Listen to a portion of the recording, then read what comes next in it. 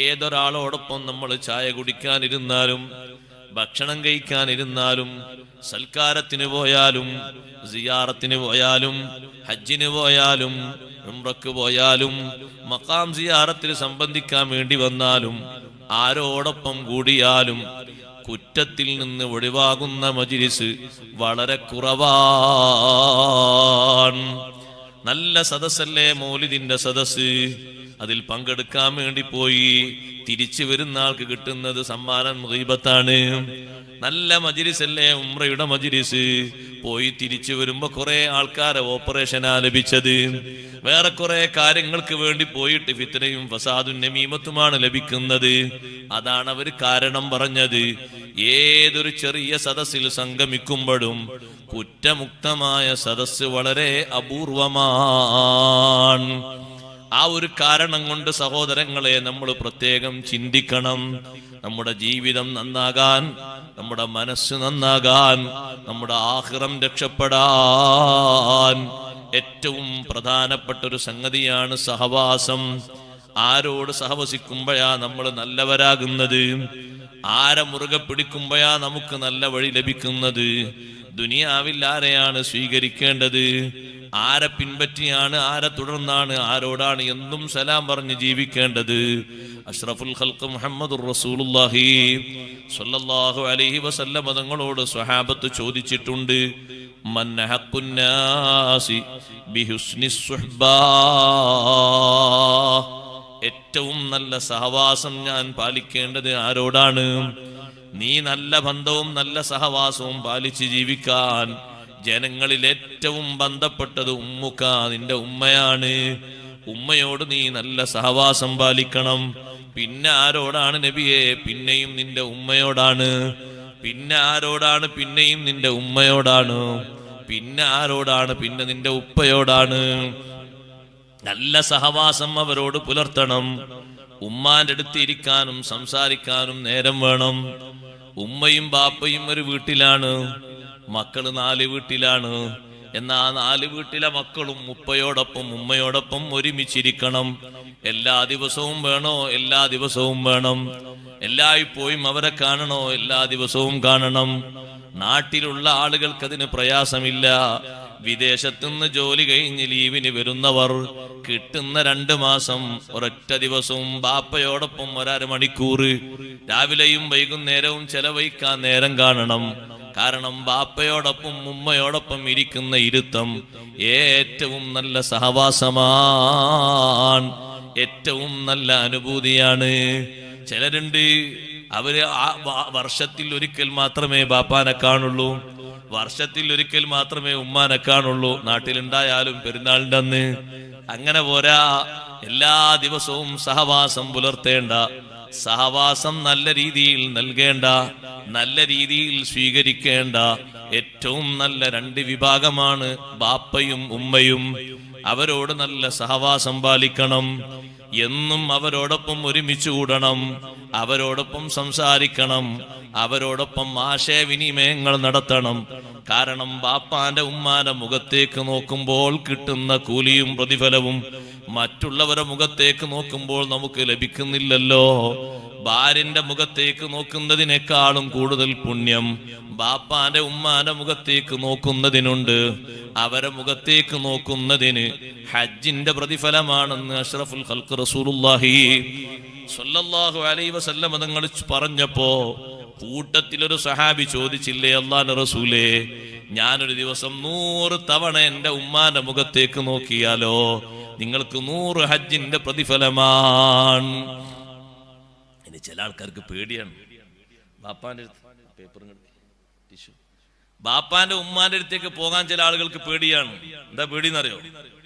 അവിടെ പോകുമ്പോ ചിലപ്പോ ബാപ്പയും ഉമ്മയും ഓരോ മുറാദ് പറയും. ആ മുറാദ് ഹാസിലാക്കാൻ എന്തെങ്കിലും കാശ് കൊടുക്കേണ്ടി വരും. അപ്പൊ ചിലർക്ക് പോകാൻ പേടിയാണ്. എപ്പോ പോയാലും ചിലപ്പോ ഉമ്മാക്ക് എന്തെങ്കിലുമൊക്കെ പറയണ്ടാകണല്ലോ, അത് കേൾക്കണല്ലോ. അതാ നല്ല സഹവാസം എന്ന് പറഞ്ഞത്. അല്ല പോയിട്ട് അസ്സലാമു അലൈക്കും സുഖല്ലേ, ഞാൻ നാളെ വരട്ടോ, അതിനല്ല. നമ്മൾ പോയി നോക്കുമ്പോ ഉമ്മ പറയുന്നു, മോനെ ഒരു ആഗ്രഹമുണ്ട്, കുറെ ആയി ഞാനിങ്ങനെ ആഗ്രഹിക്കുന്നു. ഇപ്പൊ ഒരു പക്ഷെ അങ്ങാടിയിലൊക്കെ പോയാൽ നല്ലോണം കിട്ടാൻ സാധ്യത ഉണ്ട്. എല്ലാ സമയത്തും കിട്ടൂല. എന്താ ഉമ്മ? കഴിഞ്ഞ മാസമൊക്കെ അന്വേഷിച്ചു, മാമ്പഴം വന്ന് തുടങ്ങുന്നേ ഉള്ളൂ, നമ്മളെ നാട്ടിലൊക്കെ പഴുക്കുന്നേ ഉള്ളൂ. ഇപ്പൊ അങ്ങാടിയിലൊക്കെ എത്തിണ്ടാ, നീ 1 കിലോ മാമ്പഴം വാങ്ങിട്ട് വാ. ഇയാൾ മാമ്പഴം വാങ്ങാൻ പോയി നോക്കുമ്പോൾ മാമ്പഴത്തിന് നല്ല വിലയാണ്. എല്ലായിടത്തും സർവ്വവ്യാപകമായിട്ട് എത്തിയില്ലല്ലോ, നാട്ടിലൊക്കെ വരുന്നേ ഉള്ളൂ. ചെറിയ ചെറിയ മാമ്പഴേ ഉള്ളൂ പലർത്തും. അപ്പൊ മാർക്കറ്റിൽ ചോദിച്ചു എന്താ വില? കിലോന് നല്ല മാങ്ങയാണെങ്കിൽ 320. 320 കിലോ വാങ്ങിക്കൊണ്ടുപോയി. 320 എത്ര ചെറുതാ. ഉമ്മാനോടുള്ള സ്നേഹവും ബഹുമാനം കാണിക്കുന്നിടത്ത് 320, 3000, 30,000, 3 ലക്ഷമൊക്കെ ചെറുതല്ലേ? ആ ഒരൊറ്റ കിലോ മാമ്പഴം വാങ്ങിക്കൊണ്ടുപോയിട്ട് ഉമ്മാരത്ത് കൊടുത്തതാ ഉമ്മ. കേടുണ്ടോന്നറിയില്ല, കാരണം പുറം നോക്കിയാ വാങ്ങിയത്, മുന്തിയ തന്നെ വാങ്ങിയത്. ഇതിനേക്കാളും വിലയുള്ള ഇല്ല, പിന്നെ താഴെ വിലയുള്ളതാണ്. സന്തോഷായിട്ട് ഉമ്മാന്റെ കൂടെ ഇരുന്നിട്ട് അതൊക്കെ ചെത്തി കൊടുത്ത് റെഡിയാക്കിയിട്ട് ഉമ്മതെങ്ങനെ ബിസ്മിൻ ചൊല്ലി ഭക്ഷിക്കുമ്പോ മോനെ നല്ല റാഹത്ത്, നല്ല മധുരമുണ്ട്. ഏതായാലും ഒന്നുകൂടി ചെത്ത്. 2 എണ്ണം ഉമ്മാക്ക് ചെത്തി കൊടുത്ത് ഉമ്മതെങ്ങനെ ഭക്ഷിച്ച് നമ്മളോട് കൂടെ ചെലവഴിക്കുന്ന ആ സമയല്ലേ, അത് ജീവിതത്തിലെ ഏറ്റവും നല്ല നേരമാണ്, അമൂല്യമായ നേരമാണത്. അവരോടൊന്ന് സഹവാസം പുലർത്തിയിട്ട് സംസാരങ്ങൾ കേട്ട് സമാശ്വസത്തിന്റെ വാചകങ്ങൾ പറഞ്ഞ് ആ വാചകങ്ങൾ അവരെ മനസ്സിൽ സന്തോഷത്തിന്റെ ഒരുപാട് അവസരങ്ങൾ സൃഷ്ടിച്ചെടുത്താൽ നമ്മുടെ ജീവിതത്തിൽ അല്ലാഹു തആല നൽകുന്ന സന്തോഷത്തിന്, നമ്മുടെ മനസ്സിന്റെ പുരോഗതിക്ക്, സന്തോഷത്തിന് മറ്റു വഴികളെക്കാൾ കൂടുതൽ നല്ലത് അതാണ്. അതുകൊണ്ടാണ് നല്ല സഹവാസം പാലിക്കുക. അഷ്റഫുൽ ഖൽഖ് റസൂലുള്ളാഹി സ്വല്ലല്ലാഹു അലൈഹി വസല്ലം തങ്ങളോടൊപ്പം തങ്ങളെ കൂടെ ഒന്ന് ഫർള് കിഫയായ ഹജ്ജിന് പോകണമെന്ന് ആഗ്രഹിച്ച് വാഹനം റെഡിയാക്കി എല്ലാ സാമഗ്രികളും ഒരുക്കി, ഇനി കിട്ടിയില്ലെങ്കിലോ എന്ന് കരുതി എല്ലാം റെഡിയാക്കി നിൽക്കുമ്പോ ഉമ്മ പറഞ്ഞു, മോനെ ഉമ്മാൻ ഒറ്റക്കിട്ട് പോവുക, ഉമ്മാക്ക് പുരയിൽ ആരുമില്ല. അല്ല ഉമ്മ, എൻ്റെ ഒരു ആഗ്രഹമാണ്, എന്റെ കുറെ കാലത്തുള്ള ആഗ്രഹമാണ്, ഇനി നടക്കൂലെങ്കിലോ? അല്ല എനിക്കിവിടെ ആരുമില്ല, നിങ്ങൾ പോയിട്ട് ഷഹീദാവിന് എനിക്കാരുള്ളത്. ഷഹീദാകുന്നതിന് ഉമ്മാക്കെതിരൊന്നുമില്ല, പക്ഷെ ഉമ്മ ഈ മകന്റെ സഹവാസം ആഗ്രഹിക്കുന്നു. മകൻ ഇവിടെ നിൽക്കണം. അപ്പുറത്തുള്ളത് ഫർള് കിഫയാണ്, അതും ആരോടൊപ്പമാണ് നിർവഹിക്കാൻ പോകുന്നത്? അഷ്റഫുൽ ഖൽഖ് റസൂലുള്ളാഹി സ്വല്ലല്ലാഹു അലൈഹി വസല്ലം തങ്ങളോടൊപ്പം. ഉമ്മ എത്ര പറഞ്ഞിട്ടും മകന്റെ ആവേശത്തിനൊരു കുറവുമില്ല, പോകണം പോകണം പോകണം എന്ന് തന്നെ. അവസാനം ഉമ്മ പറഞ്ഞു, മോനെ, നിന്നെ വളർത്തിയത്, നിനക്ക് മുലയൂട്ടിയത്, ശിക്ഷണം നൽകിയത്, എന്റെ ശരീരം മുഴുവനും നിനക്ക് വിരിപ്പായി വിരിച്ചു തന്നത് ഞാനല്ലേ? നീ ഞാൻ പറയുന്നത് തീരെ ഗൗനിക്കുന്നില്ലേ എന്ന് ഗൗരവതരമായ ഭാഷയിൽ ചോദിച്ചപ്പോഴും മുത്തുനബി സല്ലല്ലാഹു അലൈഹി വസല്ലം തങ്ങളോടൊപ്പം എനിക്ക് പോയേ പറ്റൂ എന്ന് വാശി പിടിച്ചിരുന്ന മഹാനായിരുന്നു സയ്യിദുനാ അബൂ ഹുറൈറ റളിയല്ലാഹു തആല അൻഹു. അബൂ ഹുറൈറ റളിയല്ലാഹു അൻഹു നബി സല്ലല്ലാഹു അലൈഹി വസല്ലം തങ്ങളുടെ അടുത്തേക്ക് വാഹനവുമായി എത്തുന്നതിന് മുമ്പ് ഇതേ വിഷയങ്ങൾ മുഴുവനും അറിയിച്ചുകൊണ്ട് സയ്യിദുനാ ജിബ്രീൽ അലൈഹിസ്സലാം തങ്ങളോട് പറഞ്ഞു. ഉമ്മ വന്ന മേറ്റർ മുഴുവനും പറഞ്ഞു, ഉമ്മ പറഞ്ഞതൊക്കെ പറഞ്ഞു. വാഹനവുമായിട്ട് നല്ല സന്തോഷത്തോടെ വന്നപ്പോ അബൂ ഹുറൈറ, ഉമ്മ നിങ്ങൾക്ക് പ്രത്യേകം നൽകിയ മുലപ്പാല് വരെ ഓർമ്മിപ്പിച്ചിട്ടും നിങ്ങൾ പിന്തിരിഞ്ഞില്ല അല്ലേ? ഉമ്മ നിങ്ങൾക്ക് നൽകിയ ശിക്ഷണം പോലും നിങ്ങൾ മറന്നു അല്ലേ? നിങ്ങൾ എന്റെ കൂടെ വരാൻ പാടില്ല, നിങ്ങൾ തിരിച്ചു പോകണം. ആ ഉമ്മാക്ക് നിങ്ങൾ സന്തോഷം കൊടുക്കണം, അവരോടൊപ്പം നിങ്ങൾ ജീവിക്കണം. അള്ളാഹു നിങ്ങൾക്ക് അവസരം നൽകുന്നൊരു സമയം വരട്ടെ. അങ്ങനെ ഉണ്ടെങ്കിൽ ഒരു തൗഫീഖ് നിങ്ങൾക്ക് ലഭിച്ചാൽ എന്റെ കൂടെ വരാം. സഹോദരങ്ങളെ, ആരാണ് ആഗ്രഹം പ്രകടിപ്പിച്ച മഹാൻ? സയ്യിദുനാ അബൂ ഹുറൈറ റളിയല്ലാഹു അൻഹു അല്ലേ? നബി സല്ലല്ലാഹു അലൈഹി വസല്ലം തങ്ങളെ കൂടെ പോകാനല്ലേ? തങ്ങളെ കൂടെ അങ്ങനെ ഒരു വിഷയത്തിന് സംബന്ധിക്കുന്നതിന് തങ്ങളില്ലാത്ത സമയത്ത് സംബന്ധിക്കുന്നതിനേക്കാൾ കൂടുതൽ മഹത്വമല്ലേ? ആ മഹത്വം പിന്നെ ഒരു കാലത്തും ലഭിക്കൂലല്ലോ. എന്നിട്ടും അവിടുന്ന് പരിഗണിച്ചത് സ്വന്തം ഉമ്മയുടെ ആഗ്രഹവും താല്പര്യവുമാണ്. നമ്മൾ മനസ്സിലാക്കണം, നാട്ടിൽ അത്യാവശ്യം ജീവിക്കാനുള്ള നല്ല വരുമാനമുള്ള കടയുണ്ട്, ജോലിയുണ്ട്. പക്ഷേ കൂടുതൽ പുരോഗതി ലഭിക്കും വിദേശത്തേക്ക് നല്ലൊരു ജോലിക്ക് പോയാൽ. എതിരൊന്നുമില്ല, ഒരെതിരുണ്ട്. ആരാണെതിര്? ഉമ്മാക്ക് നമ്മളെ പിരിയാൻ പറ്റൂല, വാപ്പാക്ക് നമ്മളെ പിരിയാൻ പറ്റൂല. നമ്മളെ മനസ്സിലൊരു സമ്മർദ്ദം പിടിമുറുക്കുകയാണ്.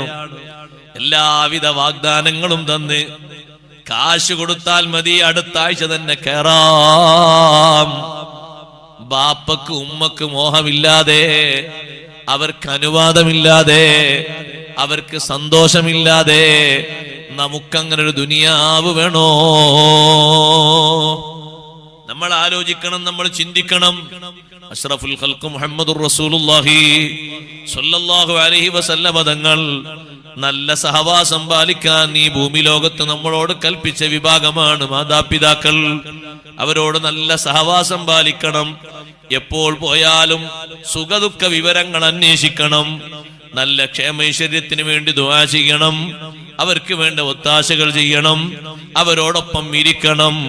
ഒപ്പം ഇരുന്ന് ഭക്ഷണം കഴിക്കാനുള്ള സമയത്ത് ഉമ്മ ഭക്ഷണം കഴിക്കുമ്പോൾ മകൻ ശ്രദ്ധിക്കണം, മകള് ശ്രദ്ധിക്കണം. നല്ല താല്പര്യങ്ങൾ നൽകിയിട്ട് റാഹത്തോടെ അവരെ ഭക്ഷിപ്പിക്കണം. പോരാ, ആ ഉമ്മയുടെ കൈപിടിച്ച് വാപ്പയുടെ കൈപിടിച്ച് മുസാഫഹത്ത് ചെയ്യണം. ബാപ്പക്കും ഉമ്മക്കും ചിലർ മുസാഫഹത്ത് ചെയ്യൂല. ബാപ്പാന്റെയും ഉമ്മാന്റെയും കൈപിടിച്ച് ചുംബിക്കൽ സുന്നത്താണ്. സൈനുദ്ദീൻ മഖ്ദൂം റളിയല്ലാഹു അൻഹു പറഞ്ഞില്ലേ, എന്താണത് സുന്നത്താകാനുള്ള കാരണം? ബിവിലാദ, ജന്മം നൽകി എന്ന കാരണമാണ്. ബാപ്പക്ക് ഇൽമുണ്ടോ ഉമ്മക്ക് അമലുണ്ടോ എന്ന് നോക്കിയിട്ടല്ല, നിനക്ക് ജന്മം നൽകിയ ബാപ്പയും ഉമ്മയുമല്ലേ.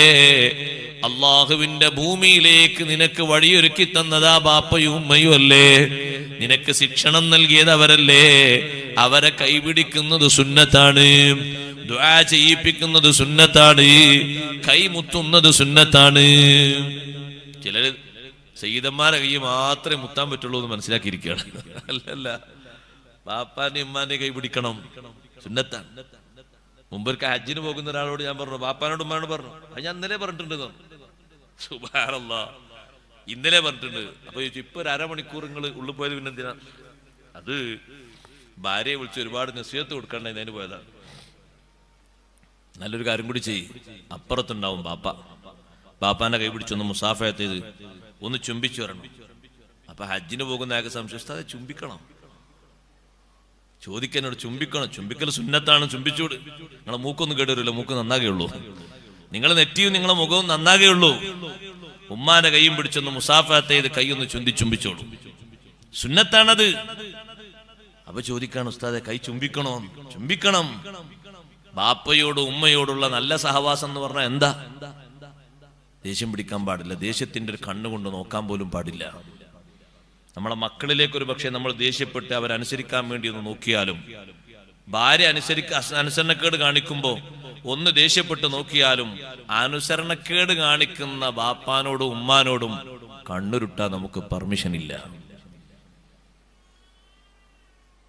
ബാപ്പാനെ പറ്റി ഉമ്മാനെ പറ്റി നമ്മൾ മനസ്സിലാക്കിയത് എന്താ? നമ്മൾ പറഞ്ഞ അനുസരിക്കാത്ത ബാപ്പാനോടും ഉമ്മാനോടും നമ്മൾ കണ്ണുരുട്ട്, നമ്മളെ കണ്ണങ്ങ വീസായി പോകുന്നല്ലാതെ അവർക്കൊന്നുമില്ല. നമ്മൾ അവർക്ക് കീഴ്പ്പെട്ട് ജീവിക്കേണ്ടവരാണ്, ഖിദ്മത്ത് ചെയ്യേണ്ടവരാണ്, കൂടെ നിന്ന് കൊടുക്കേണ്ടവരാണ്. അങ്ങനെയാണ് മഹാന്മാരായ മഹാന്മാർക്കൊക്കെ വിജയം കിട്ടിയത്.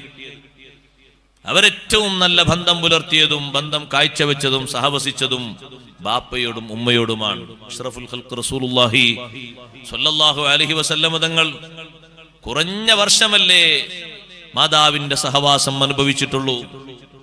പക്ഷേ ആ സഹവാസം അനുഭവിച്ച ആ കുഞ്ഞുനാളിലെ ഓർമ്മകൾ പുതുക്കിയാണ് സിയാറത്ത് ചെയ്യുന്ന സമയത്ത് നബി സല്ലല്ലാഹു അലൈഹി വസല്ലം തങ്ങൾ കരഞ്ഞുപോയി.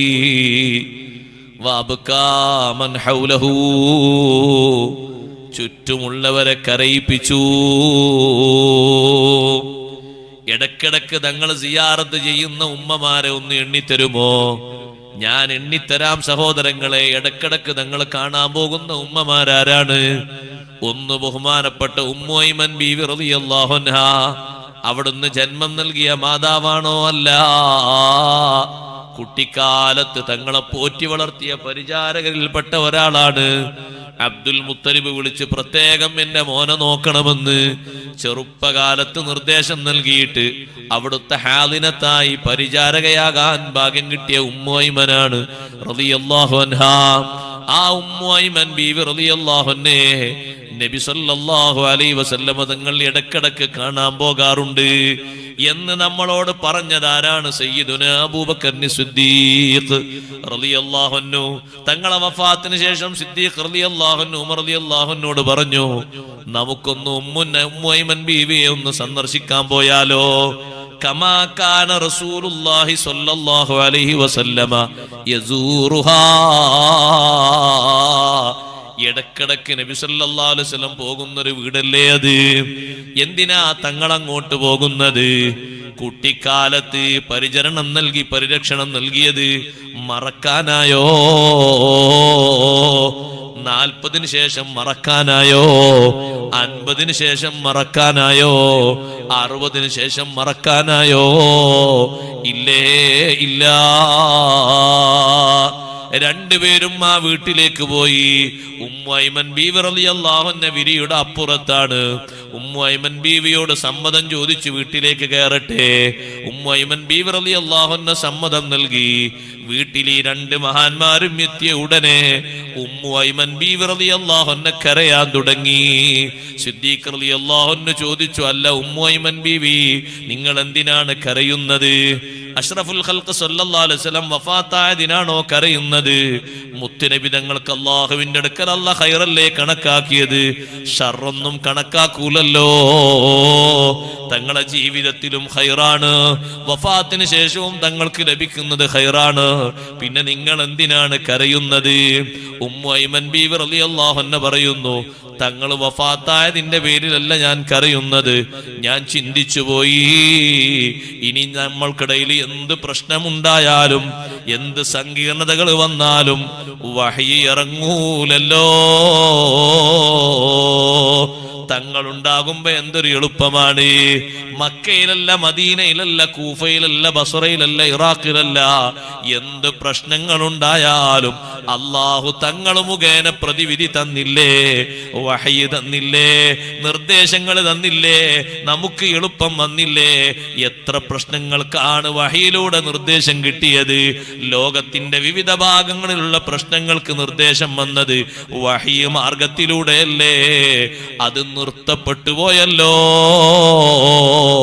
അപ്പോഴാണ് സിദ്ദീഖ് റളിയല്ലാഹു അൻഹു ഗൗരവം ചിന്തിക്കുന്നത്, ഉമർ റളിയല്ലാഹു അൻഹും ഗൗരവം ചിന്തിക്കുന്നത്. രണ്ടുപേരും കരയാൻ തുടങ്ങി. ഞാൻ പറഞ്ഞു വന്നത്, തങ്ങളിടക്കിടെ സന്ദർശിക്കുന്നൊരു വീടാണ് ഉമ്മു ഐമൻ റളിയല്ലാഹു അൻഹയുടെ വീട്. മറ്റൊരു വീടാണ് ഹലീമത്തു സഅദിയ്യ റളിയല്ലാഹു അൻഹയുടെ വീട്.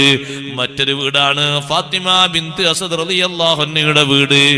മദീനയിൽ എത്തിയിട്ടും ഫാത്തിമ ബിൻത് അസദ് റളിയല്ലാഹു അൻഹയോടുള്ള ബന്ധം ഒരിക്കൽ പോലും തങ്ങൾ കുറച്ചിട്ടില്ല.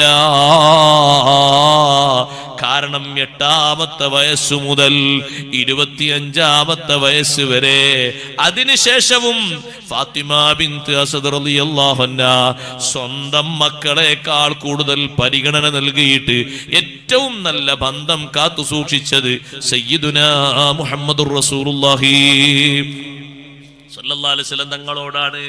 തങ്ങൾക്കുള്ള പാത്രത്തിൽ അലി റളിയല്ലാഹു അൻഹു ഭക്ഷണം വിളമ്പൂല, ജാഫർ ബിൻ അബി ത്വാലിബ് റളിയല്ലാഹു അൻഹു ഭക്ഷണം കൊടുക്കൂല, മറ്റു സഹോദരിമാർക്കൊന്നും ഭക്ഷണം കൊടുക്കൂല.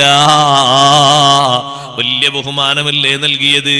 ഭക്ഷണത്തിന് അവരൊക്കെ നേരത്തെ എത്തുന്ന സമയത്ത് ഫാത്തിമ ബിൻത് അസദ് റളിയല്ലാഹു അൻഹ പറയുന്നു, ഒരൽപ്പം നിങ്ങൾ കാത്തു നിൽക്കണം, അൽ അമീൻ വരട്ടെ. നബി സല്ലല്ലാഹു അലൈഹി വസല്ലം തങ്ങൾ എത്രമാത്രം വലിയ സ്നേഹബന്ധമാണ് ഫാത്തിമ ബിൻത് അസദ് റളിയല്ലാഹു അൻഹയോട് കാണിച്ചത്. ദീർഘകാലത്തെ സംരക്ഷണം ഏറ്റെടുത്ത് ഏറ്റവും നല്ല സന്തോഷത്തോടുകൂടെ തങ്ങളോടുള്ള ആത്മബന്ധം നിലനിർത്തിയ ഉമ്മ ഫാത്തിമ ബിൻത് അസദ് റളിയല്ലാഹു അൻഹ വഫാത്തായപ്പോ നമ്മളെ ഉമ്മമാര് ഉപ്പമാര് പലരും വഫാത്തായി പോയില്ലേ? അല്ലാഹുവർക്ക് ദറജേറ്റി കൊടുക്കട്ടെ. സ്വർഗീയമായ സുഖങ്ങളിലൂടെ അല്ലാഹു തആല സന്തോഷം കൊടുക്കട്ടെ. ഇൽമിന്റെ മജ്ലിസിന്റെ ബർക്കത്ത് അല്ലാഹു അവരിലേക്ക് എത്തിച്ചു കൊടുക്കുമാറാകട്ടെ. സഹോദരങ്ങളെ, ഫാത്തിമ ബിൻത് അസദ് റളിയല്ലാഹു അൻഹ വഫാത്തായി എന്ന് പറഞ്ഞപ്പോ അഷ്റഫുൽ ഖൽഖ് റസൂലുള്ളാഹി സ്വല്ലല്ലാഹു അലൈഹി വസല്ലം തങ്ങളുടെ ബേജാറ് സ്വഹാബത്ത് പറയുന്നു, ചെറിയ ബേജാറല്ല. തങ്ങൾ വേഗം പോകുന്നു. ജനാസ കുളിപ്പിക്കുന്ന സഹോദരിമാരോട് ഉമ്മമാരോട് പറയുന്നു, കുളിപ്പിക്കൽ കർമ്മം കഴിഞ്ഞാൽ ഉടനെ എന്നെ അറിയിക്കണം. അപ്പൊ തങ്ങൾ അത്രയും തന്നെ പരിഗണിക്കണം. മദീനയിൽ എത്ര സ്വഹാബി വനിതകൾ വഫാത്തായിട്ടുണ്ട്. ഒരാൾക്കില്ലാത്ത പരിഗണന, ഒരൊറ്റ കുട്ടിക്കും കൊടുക്കാത്ത പരിഗണന, ഖദീജ ബീവി റളിയല്ലാഹു അൻഹയ്ക്ക് വരെ കൊടുക്കാത്ത പരിഗണന. തങ്ങളെ ഹയാത്ത് കാലത്ത് 2 ഭാര്യമാര് വഫാത്തായിട്ടില്ലേ? ഒന്ന് ഖദീജ റളിയല്ലാഹു അൻഹ, മറ്റൊന്ന് സൈനബ് ബിൻത് ഖുസൈമ റളിയല്ലാഹു അൻഹ. ഭാര്യമാരുടെ കൂട്ടത്തിൽ 2 സൈനബ് ഉണ്ട്, സൈനബ് ബിൻത് ജഹ്ഷും സൈനബ് ബിൻത് ഖുസൈമയും. സൈനബ് ബിൻത് ഖുസൈമ റളിയല്ലാഹു അൻഹ ഹയാത്ത് കാലത്ത് തന്നെ വഫാത്തായി പോയ മഹദിയാണ്. ഈ ഭാര്യമാർക്ക് പോലും തങ്ങൾ നൽകാത്ത വലിയ സ്ഥാനവും ബഹുമാനവും തങ്ങൾ കൊടുക്കുന്നു ഉമ്മയുടെ സ്ഥാനത്ത് നിന്ന ബഹുമാനപ്പെട്ട ഫാത്തിമ ബിൻത് അസദ് റളിയല്ലാഹു അൻഹ. കുളിപ്പിക്കൽ കർമ്മം കഴിഞ്ഞാൽ അറിയിക്കണം. ഇങ്ങനെ ഒരു ഭാഷ ഖദീജ ബീവി റളിയല്ലാഹു അൻഹയുടെ ജനാസയിൽ കാണാൻ പറ്റുമോ നമുക്ക്? സൈനബ് ബിൻത് ഖുസൈമ റളിയല്ലാഹു അൻഹയുടെ ജനാസയിൽ കാണാൻ പറ്റുമോ? തങ്ങൾക്ക് വേണ്ടി സ്വന്തം ശരീരം സമർപ്പിച്ച ഒരുപാട് സ്വഹാബി വനിതകളുണ്ട്. അവരെ മുന്നിലുള്ള ഏക ലക്ഷ്യം സയ്യിദുനാ റസൂലുള്ളാഹി സ്വല്ലല്ലാഹു അലൈഹി വസല്ലം തങ്ങൾ മാത്രമായിരുന്നു. തങ്ങൾക്ക് വേണ്ടി പരിരക്ഷ നൽകിയ ഉഹുദിന്റെ രണഭൂമിയിലെ എത്രയെത്ര മഹദിമാരുണ്ട്. അവർക്കാർക്കും കിട്ടാത്ത വലിയൊരു ബഹുമാനം ഫാത്തിമ ബിൻത് അസദ് റളിയല്ലാഹു അൻഹയ്ക്ക് നൽകുന്നു. എന്തേ കാരണം? ഉമ്മാന്റെ സ്ഥാനത്ത് നിന്ന് സംരക്ഷണം നൽകി. ഉമ്മ സ്നേഹിക്കും പോലോത്ത ഒരു സ്നേഹം നബി സല്ലല്ലാഹു അലൈഹി വസല്ലം അനുഭവിച്ചു. ഫാത്തിമ ബിൻത് അസദ് റളിയല്ലാഹു അൻഹയിൽ നിന്ന് പലർക്കും പോറ്റി വളർത്തിയത് ഉമ്മയല്ല മൂത്തമ്മയാണ് എന്ന് പറയാറുണ്ട്. മൂത്തമ്മ എന്ന് പറയാറുണ്ട്. ചിലര് പറയും എന്നെ പോറ്റി വളർത്തിയത് ഉപ്പാന്റെ സഹോദരിയാണ്, അമ്മായി എന്ന് പറയാറുണ്ട്. അത് പറഞ്ഞാ പോരാ, പിൽക്കാലത്ത് അവരോട് ആ സ്നേഹബന്ധത്തിന് കുറവുണ്ടാകരുത്, അവരോട് സഹവാസത്തിന് കുറവുണ്ടാകരുത്, ബഹുമാനത്തിന് കുറവുണ്ടാകരുത്. നന്നാക്കി ബഹുമാനം കൊടുക്കണം, സ്നേഹം കൊടുക്കണം, തൃപ്തിയാകുന്ന തരത്തിൽ ഹദിയകളൊക്കെ കൊടുക്കണം. പാല് വന്നാല്, വസ്ത്രങ്ങൾ വന്നാല്, കൊട്ടക്കണക്കിന് കാരക്ക വന്നാല് മദീനത്തെ പള്ളിയിലെ സ്വഹാബിമാർക്ക് മറ്റൊക്കെ കൊടുക്കും. പക്ഷേ ഒരു 4-5 വിഹിതം വേറെ വെക്കും ആ വസ്ത്രങ്ങളിൽ നിന്ന്. ആർക്കാണ് ആ വിഹിതം? ഒന്ന് നേരത്തെ പറഞ്ഞ ഹലീമ ബീവി റളിയല്ലാഹു അൻഹ, സുവൈബത്തുൽ അസ്ലമി റളിയല്ലാഹു അൻഹ, ഫാത്തിമ ബിൻത് അസദ് റളിയല്ലാഹു അൻഹ, ഇവർക്കൊക്കെ ആയിട്ട് ഇങ്ങനെ ഉമ്മു ഐമൻ ബീവി റളിയല്ലാഹു അൻഹ നീക്കി വെക്കാണ്. അവരെ മറക്കാൻ പറ്റൂല, വിടാൻ പറ്റൂ. അത് കുട്ടിക്കാലത്ത് കഴിഞ്ഞില്ലേ? കഴിഞ്ഞുന്നോ? കഴിയാൻ പറ്റൂല. അത് ജീവിതകാലം മൊത്തമുള്ള ബന്ധമാണ്. അതെങ്ങനെ കഴിയാനാണ്? നമ്മളെ സംരക്ഷിച്ച് വളർത്തി താങ്ങും തണലുമായി നിന്നിട്ട് ഏകദേശം ജീവിക്കാനുള്ള സെറ്റപ്പ് ഒക്കെ നൽകലോടെ ബന്ധങ്ങൾ കഴിഞ്ഞോ? സഹവാസം കഴിഞ്ഞോ? ഇനി അപ്പിനാ മതിയോ? അങ്ങനെ ചിലർ ചിന്തിക്കുക, നമ്മൾ സ്വന്തം കാര്യം. എന്ത് സ്വന്തം കാര്യം? അങ്ങനെ സ്വന്തം കാര്യമല്ല. അവരൊക്കെ പരിഗണിക്കേണ്ട രൂപത്തിൽ വഫാത്ത് വരെ പരിഗണിക്കണം. നമ്മളെ ജീവിതകാലം കഴിയുന്നത് വരെ പരിഗണിക്കണം. പിന്നെ മൗത്തിന് ശേഷം നമുക്ക് കൂടെ പരിഗണനല്ലോ, ഖബറിലേക്കല്ലേ. അക്കാലം വരെ പരിഗണിക്കണം. ഫാത്തിമ ബിൻത് അസദ് റളിയല്ലാഹു അൻഹയെ കുളിപ്പിച്ചു കഴിഞ്ഞു എന്ന നിർദ്ദേശം വന്നപ്പോൾ നബി സല്ലല്ലാഹു അലൈഹി വസല്ലം നിങ്ങൾ നേരെ ചെല്ലുന്നു. ചെന്നിട്ട് അവിടുത്തെ തൊലിയോട് ചേർന്ന് കിടക്കുന്ന കുപ്പായം, ആ കുപ്പായം തങ്ങൾ കൊടുക്കുന്നു. എന്നിട്ട് കുളിപ്പിച്ച് കഫൻ ചെയ്യുന്ന സഹോദരിമാരോട് പറയുന്നു, തൊലിയോട് ചേർത്തി ധരിക്കേണ്ടത് ഈ കുപ്പായമാണ്. സുബ്ഹാനല്ലാഹ്. അതുകൊണ്ട് സ്നേഹം തീരുന്നില്ല, ബഹുമാനം തീരുന്നില്ല, ബന്ധം തീരുന്നില്ല. ജന്നത്തുൽ ബഖീയിലേക്ക് പോകുന്നു. അവിടെയാണ് ഫാത്തിമ ബിൻത് അസദ് റളിയല്ലാഹു അൻഹ കിടക്കുന്നത്. ജന്നത്തുൽ ബഖീയിൽ ചെന്ന് ഖബർ കുഴിക്കുന്ന ആളുകളോട് പറയുന്നു, തലഭാഗത്തൊന്ന് വിശാലമാക്കണം, കാൽഭാഗത്ത് ഒന്നുകൂടി വീതി കൂട്ടണം. ഖബർ നന്നായി പരിചരിക്കുന്നു, മണ്ണെല്ലാം എടുത്ത് വൃത്തിയാക്കുന്നു, നല്ലോണം മിനുസമാക്കുന്നു. അവരോട് മുകളിലേക്ക് കയറാൻ പറയുന്നു. സ്വഹാബത്ത് ശ്രദ്ധിക്കുന്നു. പ്രത്യേകിച്ച് ഉമർ റളിയല്ലാഹു അൻഹു നോക്കുന്നു ഓരോ ചലനവും. തങ്ങൾ നേരെ ഖബറിലേക്ക് ഇറങ്ങിയിട്ട് ജനാസ കിടക്കും പോലെ വലത്തെ ഭാഗത്ത് ചെരിഞ്ഞങ്ങ് കിടന്നു. അഷ്റഫുൽ ഖൽഖ് മുഹമ്മദുർ റസൂലുള്ളാഹി സ്വല്ലല്ലാഹു അലൈഹി വസല്ലമ തങ്ങൾ ആ ഖബറിലങ്ങ് കിടന്നു. ഒരൽപ്പനേരം കിടന്നിട്ട് തങ്ങൾ പുറത്തേക്ക് വന്നു. റളിയല്ലാഹുവിന്റെ ചോദ്യം, അല്ലാഹുവിന്റെ റസൂലേ, എത്ര സഹോദരിമാർ ഉമ്മമാർ വഫാത്തായി പോയിട്ടുണ്ട്. ആർക്കും നൽകാത്തൊരു പരിഗണന, ആർക്കും നൽകാത്തൊരു ബഹുമാനം, ആർക്കും നൽകാത്ത ഒരു സ്നേഹം ഈ ഉമ്മാക്ക് ഫാത്തിമ ബിൻത് അസ്ർ റളിയല്ലാഹു അൻഹക്ക് നൽകാനുള്ള കാരണം അഷ്റഫുൽ ഖൽഖ് സ്വല്ലല്ലാഹു അലൈഹി വസല്ലം പറഞ്ഞു, എന്റെ ഉമ്മാന്റെ സ്ഥാനത്ത് നിന്ന ഉമ്മയാണത്. എന്റെ ഉമ്മ എനിക്ക് എത്ര സ്നേഹത്തോടെ ഭക്ഷണം തരും, വസ്ത്രങ്ങൾ തരും, എന്നെ കിടത്തും, എന്നെ സന്തോഷിപ്പിക്കും, എന്നെ സ്നേഹിക്കും, എന്നെ ബഹുമാനിക്കും, എന്നെ കൂടെ നിർത്തും. അതേ രൂപത്തിൽ ഒരിഞ്ചും മാറ്റമില്ലാതെ എനിക്ക് സ്നേഹം നൽകിയ, എനിക്ക് സന്തോഷം നൽകിയ എന്റെ ഉമ്മയാണത്. എന്തിനാ തങ്ങളെ ഖബറിൽ കിടന്നത്? സാധാരണ തങ്ങൾ കയ്യിലേക്ക് ജനാസ വാങ്ങിയിട്ട് ഖബറിലേക്ക് വെക്കാറൊക്കെ ഉണ്ട്. അത് സ്വഹാബിമാരെ പലരും അങ്ങനെ ചെയ്തിട്ടുണ്ട്. പ്രത്യേകം തങ്ങൾ ബഹുമാനിച്ച പല ആളുകളെ അങ്ങനെ ചെയ്തിട്ടുണ്ട്. തങ്ങളെ കയ്യിലേക്ക് ജനാസ വാങ്ങിയിട്ട് ബിസ്മില്ലാഹി വഅലാ മില്ലത്തി റസൂലില്ലാ എന്നും പറഞ്ഞ് ഖബറിലേക്ക് വെച്ചതുണ്ട്. പക്ഷെ ഇത് ഖബറിലേക്ക് ജനാസ വെക്കുന്നതിന് മുമ്പ് തങ്ങളൊന്ന് കിടന്നല്ലോ. അവിടെ ജനാസ കിടത്തും പോലെ കിടന്നല്ലോ. അതെന്തിനാ? അഷ്റഫുൽ ഖൽഖ് സ്വല്ലല്ലാഹു അലൈഹി വസല്ലം പറഞ്ഞു, ഖബറിനൊരു സ്വഭാവമില്ലേ? ആര് വന്നാലും ഒന്ന് പിടിച്ച് എടുക്കുന്ന സ്വഭാവമില്ലേ ഖബറിന്?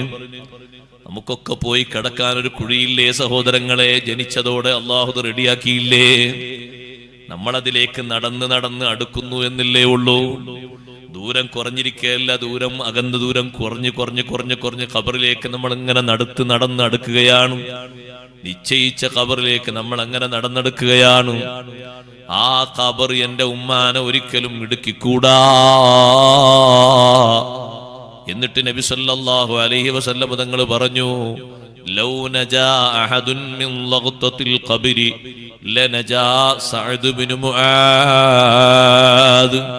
ഖബറിന്റെ ഇടുക്കിൽ നിന്ന്, കൂട്ടിപ്പിടിച്ച് ഘടിപ്പിക്കുന്ന ഇടുക്കത്തിൽ നിന്ന് ആർക്കെങ്കിലും രക്ഷ അല്ലാഹു നൽകുമായിരുന്നെങ്കിൽ സഅദ് ബിൻ മുആദ് റളിയല്ലാഹു അൻഹു രക്ഷപ്പെടുമായിരുന്നില്ലേ?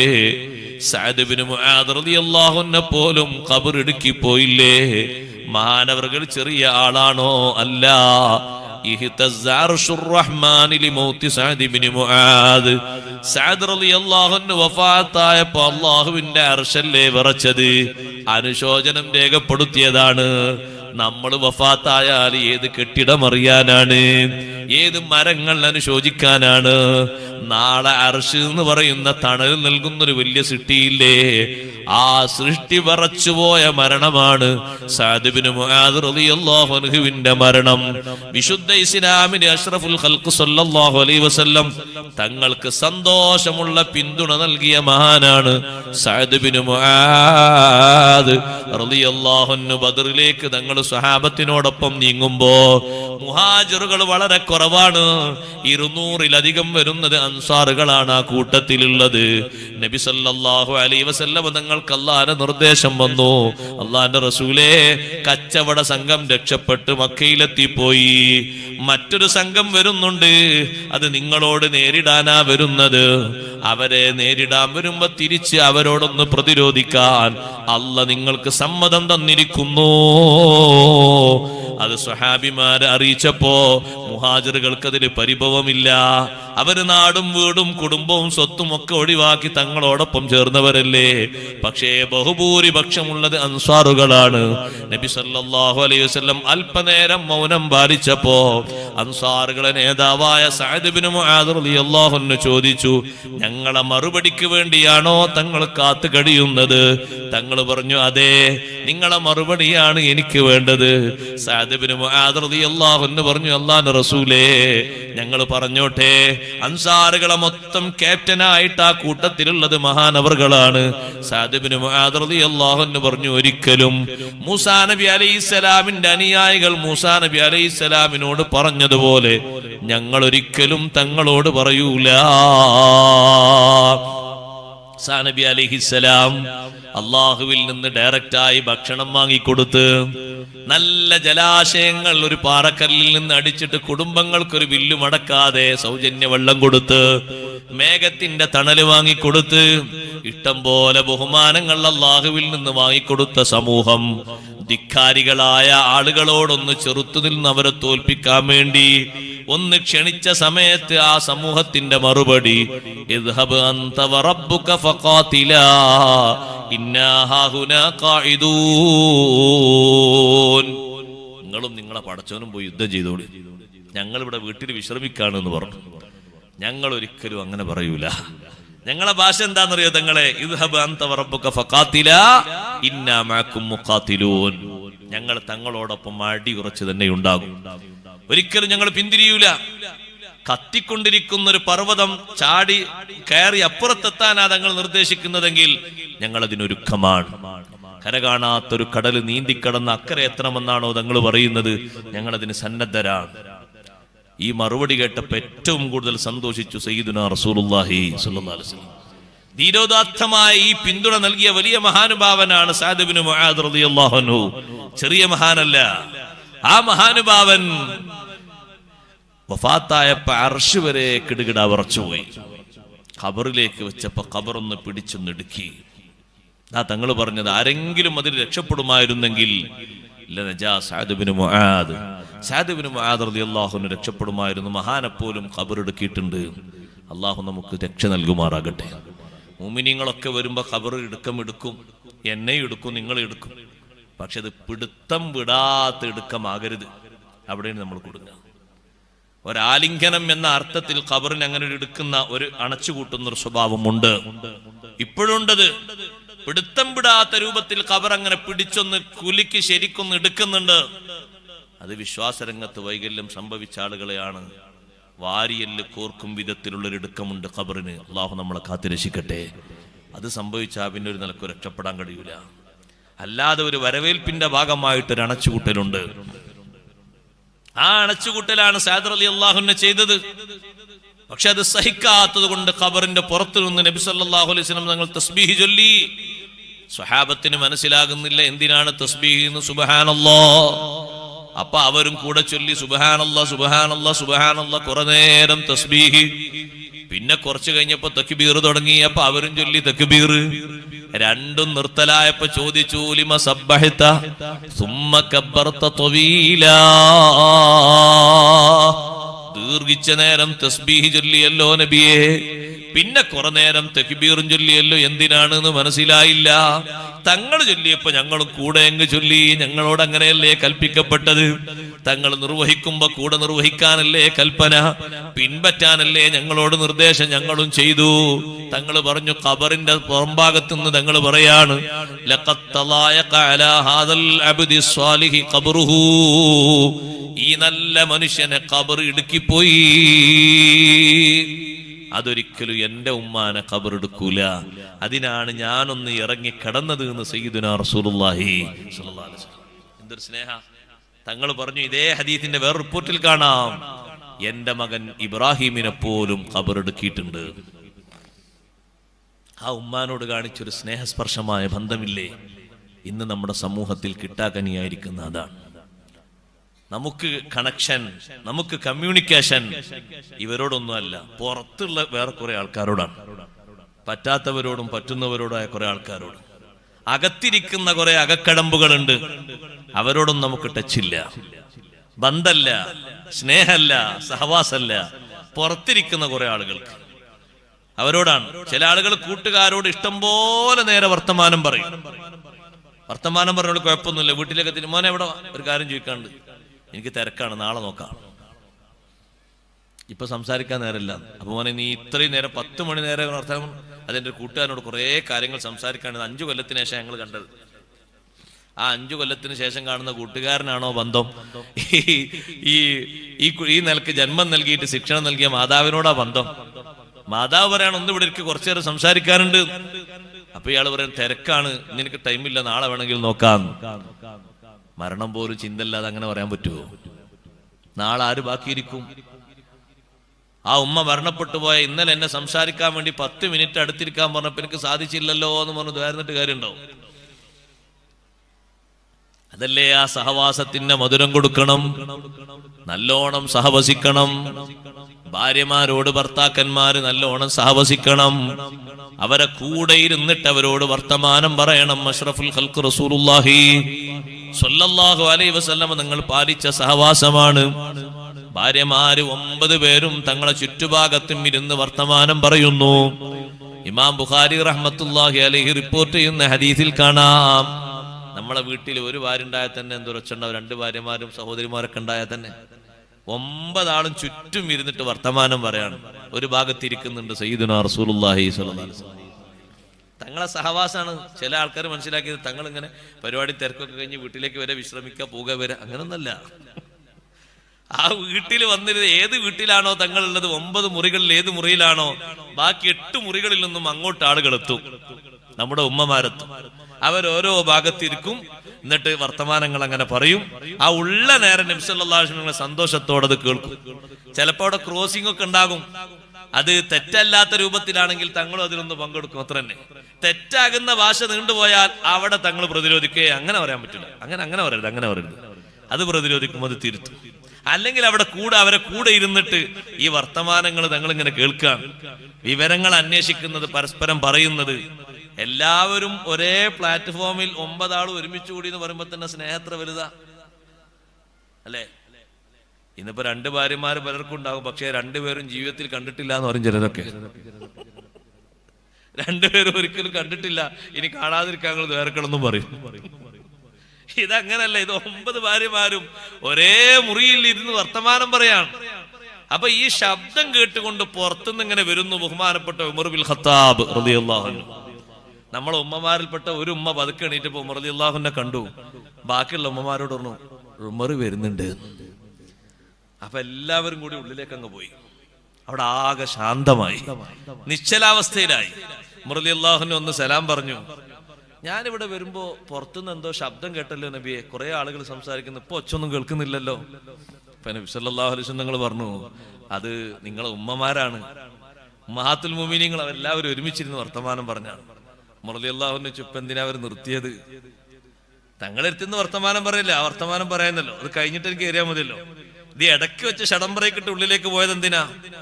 അപ്പൊ ഉമ്മമാരെ കൂട്ടത്തിൽ ഒരു ഉമ്മ പറഞ്ഞു, നിങ്ങളെ ഞങ്ങൾക്ക് പേടിയാണ്. ഉമർ റളിയല്ലാഹു അൻഹുവോട് പറഞ്ഞു, നിങ്ങളോടുള്ള പേടിയുണ്ട് ഞങ്ങള് പെട്ടെന്ന് ഉള്ളിലേക്ക് പോയതാണ്. കാരണം നിങ്ങളെ ഈമാനികമായ ആ സ്ട്രോങ് കൊണ്ട് നിങ്ങളെ പേടിയാണ്. ഉമർ റളിയല്ലാഹു അൻഹു ചൂടായി. എന്നെ നിങ്ങൾ പേടിക്കേണ്ടത്, നിങ്ങൾ പേടിക്കണമെങ്കിൽ ഏറ്റവും കൂടുതൽ പേടിക്കേണ്ടത് അല്ലാഹു തആല കഴിഞ്ഞ അല്ലാഹുവിന്റെ റസൂലല്ലേ പേടിക്കേണ്ടത്. ഉമർ റളിയല്ലാഹു അൻഹു ആ വൈക്കാണ് സ്ട്രോങ് ആയി ഇങ്ങനെ പറയുന്നത്. അങ്ങനെ സ്ട്രോങ് ആയപ്പോൾ ഉമ്മഹാത്തുൽ മുഅ്മിനീങ്ങൾ പറഞ്ഞു, നിങ്ങൾ അങ്ങനൊക്കെ പറഞ്ഞാലും നിങ്ങളെ പേടിയാണ്, അങ്ങനൊക്കെ നിങ്ങൾ പറഞ്ഞാലും നിങ്ങളോടുള്ള ഒരു ബഹുമാനത്തിന്റെ പേടിയുണ്ട്. ആ പേടി കൊണ്ടാണ് സംസാരങ്ങളൊക്കെ നിർത്തി ഞങ്ങൾ വേഗം ഉള്ളിലേക്ക് വലിഞ്ഞത്. അപ്പൊ വീണ്ടും ഉമർ റളിയല്ലാഹു അൻഹു ഇങ്ങനെ അവരോട് ഉമ്മമാരോട് ഒന്നുകൂടി സ്ട്രോങ് ആയി പറയാൻ വേണ്ടി എന്നപ്പോ ആ ഉമ്മമാരുടെ കൂട്ടത്തിൽ ഒരു ഉമ്മ ഉമർ റളിയല്ലാഹു അൻഹുവിന്റെ മകളാ, ഹഫ്സ ബീവി റളിയല്ലാഹു അൻഹ. എല്ലാ മഹദിമാരും ഉള്ളിലേക്ക് പോയപ്പോ ഹഫ്സ ബീവി റളിയല്ലാഹു അൻഹ പോയിട്ടുണ്ട് ഉള്ളിലേക്ക്. അതെന്റെ വാപ്പല്ലേ, കുഴപ്പമില്ല നടന്നില്ല, അവരുടെ കൂട്ടത്തിൽ മഹദിയും പോയിട്ടുണ്ട്. നബി സല്ലല്ലാഹു അലൈഹി വസല്ലം നിങ്ങൾ പറഞ്ഞു, ഉമറേ നിങ്ങൾ അവരോട് ചൂടാകേണ്ടത്, അള്ളാഹു നിങ്ങൾക്ക് എന്നൊരു ബഹുമാനമാണ്, അള്ളാഹു നിങ്ങൾക്ക് എന്നൊരു ബഹുമാനമാണ്. ഇദാ സലക്ത ഫജ്ജൻ സലക ശൈത്വാനു ഫജ്ജൻ ഗൈറ ഫജ്ജിക്. ശൈത്താന് പോലും നിങ്ങളെ പേടിയാണ്. അത് അള്ളാഹു നിങ്ങൾക്ക് എന്നൊരു ബഹുമാനമാണ്. നിങ്ങൾ റൂട്ടിലേക്ക് വരികയാണെങ്കിൽ അത് ജുമഅക്കാകട്ടെ, ജമാഅത്തിനാകട്ടെ, ജനങ്ങളെ നിരീക്ഷിക്കാനാകട്ടെ, സാമൂഹ്യ പ്രവർത്തനാകട്ടെ, ആ റൂട്ടിൽ ശൈത്താൻ വരൂല. വേറെ റൂട്ടിൽ അയാൾ വേറെ വഴി തെരഞ്ഞെടുത്ത് പോകും. അത് അള്ളാഹു നിങ്ങൾക്ക് നൽകിയൊരു ബഹുമാനല്ലേ. അതുകൊണ്ട് ഈ ഉമ്മഹാത്തുൽ മുഅ്മിനീങ്ങളെ ഖൽബിലുള്ള ബഹുമാനവും അള്ളാഹു നിങ്ങൾക്ക് നൽകിയൊരു ബഹുമാനമാണ്. നിങ്ങൾ ചെറിയ ആളൊന്നുമല്ല. റളിയല്ലാഹു ശാന്തമായി. എന്റെ വിഷയം 9 പേരും ഒരുമിച്ചിരുന്ന് അവരെ വർത്തമാനം സയ്യിദുനാ റസൂലുള്ളാഹി സ്വല്ലല്ലാഹു അലൈഹി വസല്ലം കേൾക്കുമ്പോ എന്തൊരു സഹവാസമാണത്. ആയിഷ റളിയല്ലാഹുവിനോട് ചോദിക്കുന്നുണ്ട്, ഒരു സ്വഹാബി വന്നിട്ട് നബി സല്ലല്ലാഹു അലൈഹി വസല്ലം നിങ്ങളെ രാത്രിയിലെ തങ്ങളുടെ സല്ലാപത്തിന്റെ വിഷയങ്ങൾ, തങ്ങൾ ഭാര്യയുമായി ഇണങ്ങിച്ചേരുന്ന വിഷയങ്ങൾ എങ്ങനെയാണെന്ന് ചോദിച്ചപ്പോ, നമ്മളൊക്കെ പഠിക്കേണ്ട ഒരു പാടുണ്ട്.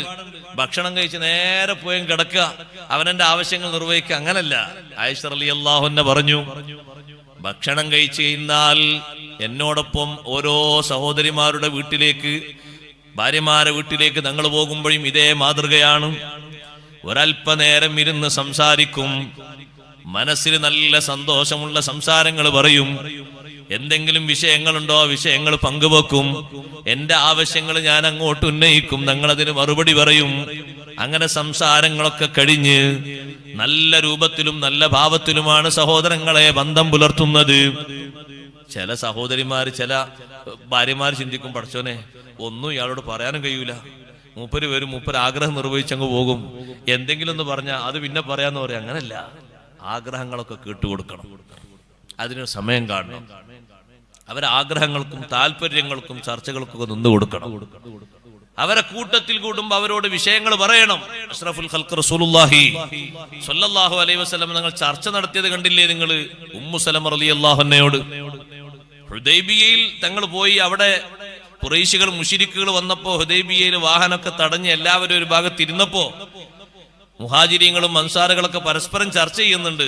നമ്മൾ ഇത്രയും ആളുകളില്ലേ മക്കയിലേക്ക് ഉംറ നിർവഹിക്കാനല്ലേ പോകുന്നത്, ആരെയും എതിർക്കാനും തോൽപ്പിക്കാനും അല്ലല്ലോ, എന്തിനു നമ്മൾ ഇവിടെ നിൽക്കണം എന്നൊക്കെ ചർച്ച നടക്കുമ്പോ ഉമ്മു സലമ റളിയല്ലാഹു അൻഹയോട് നബി സല്ലല്ലാഹു അലൈഹി വസല്ലം ചോദിച്ചു, എന്താ ചെയ്യേണ്ടത്? നിങ്ങൾ നോക്ക്.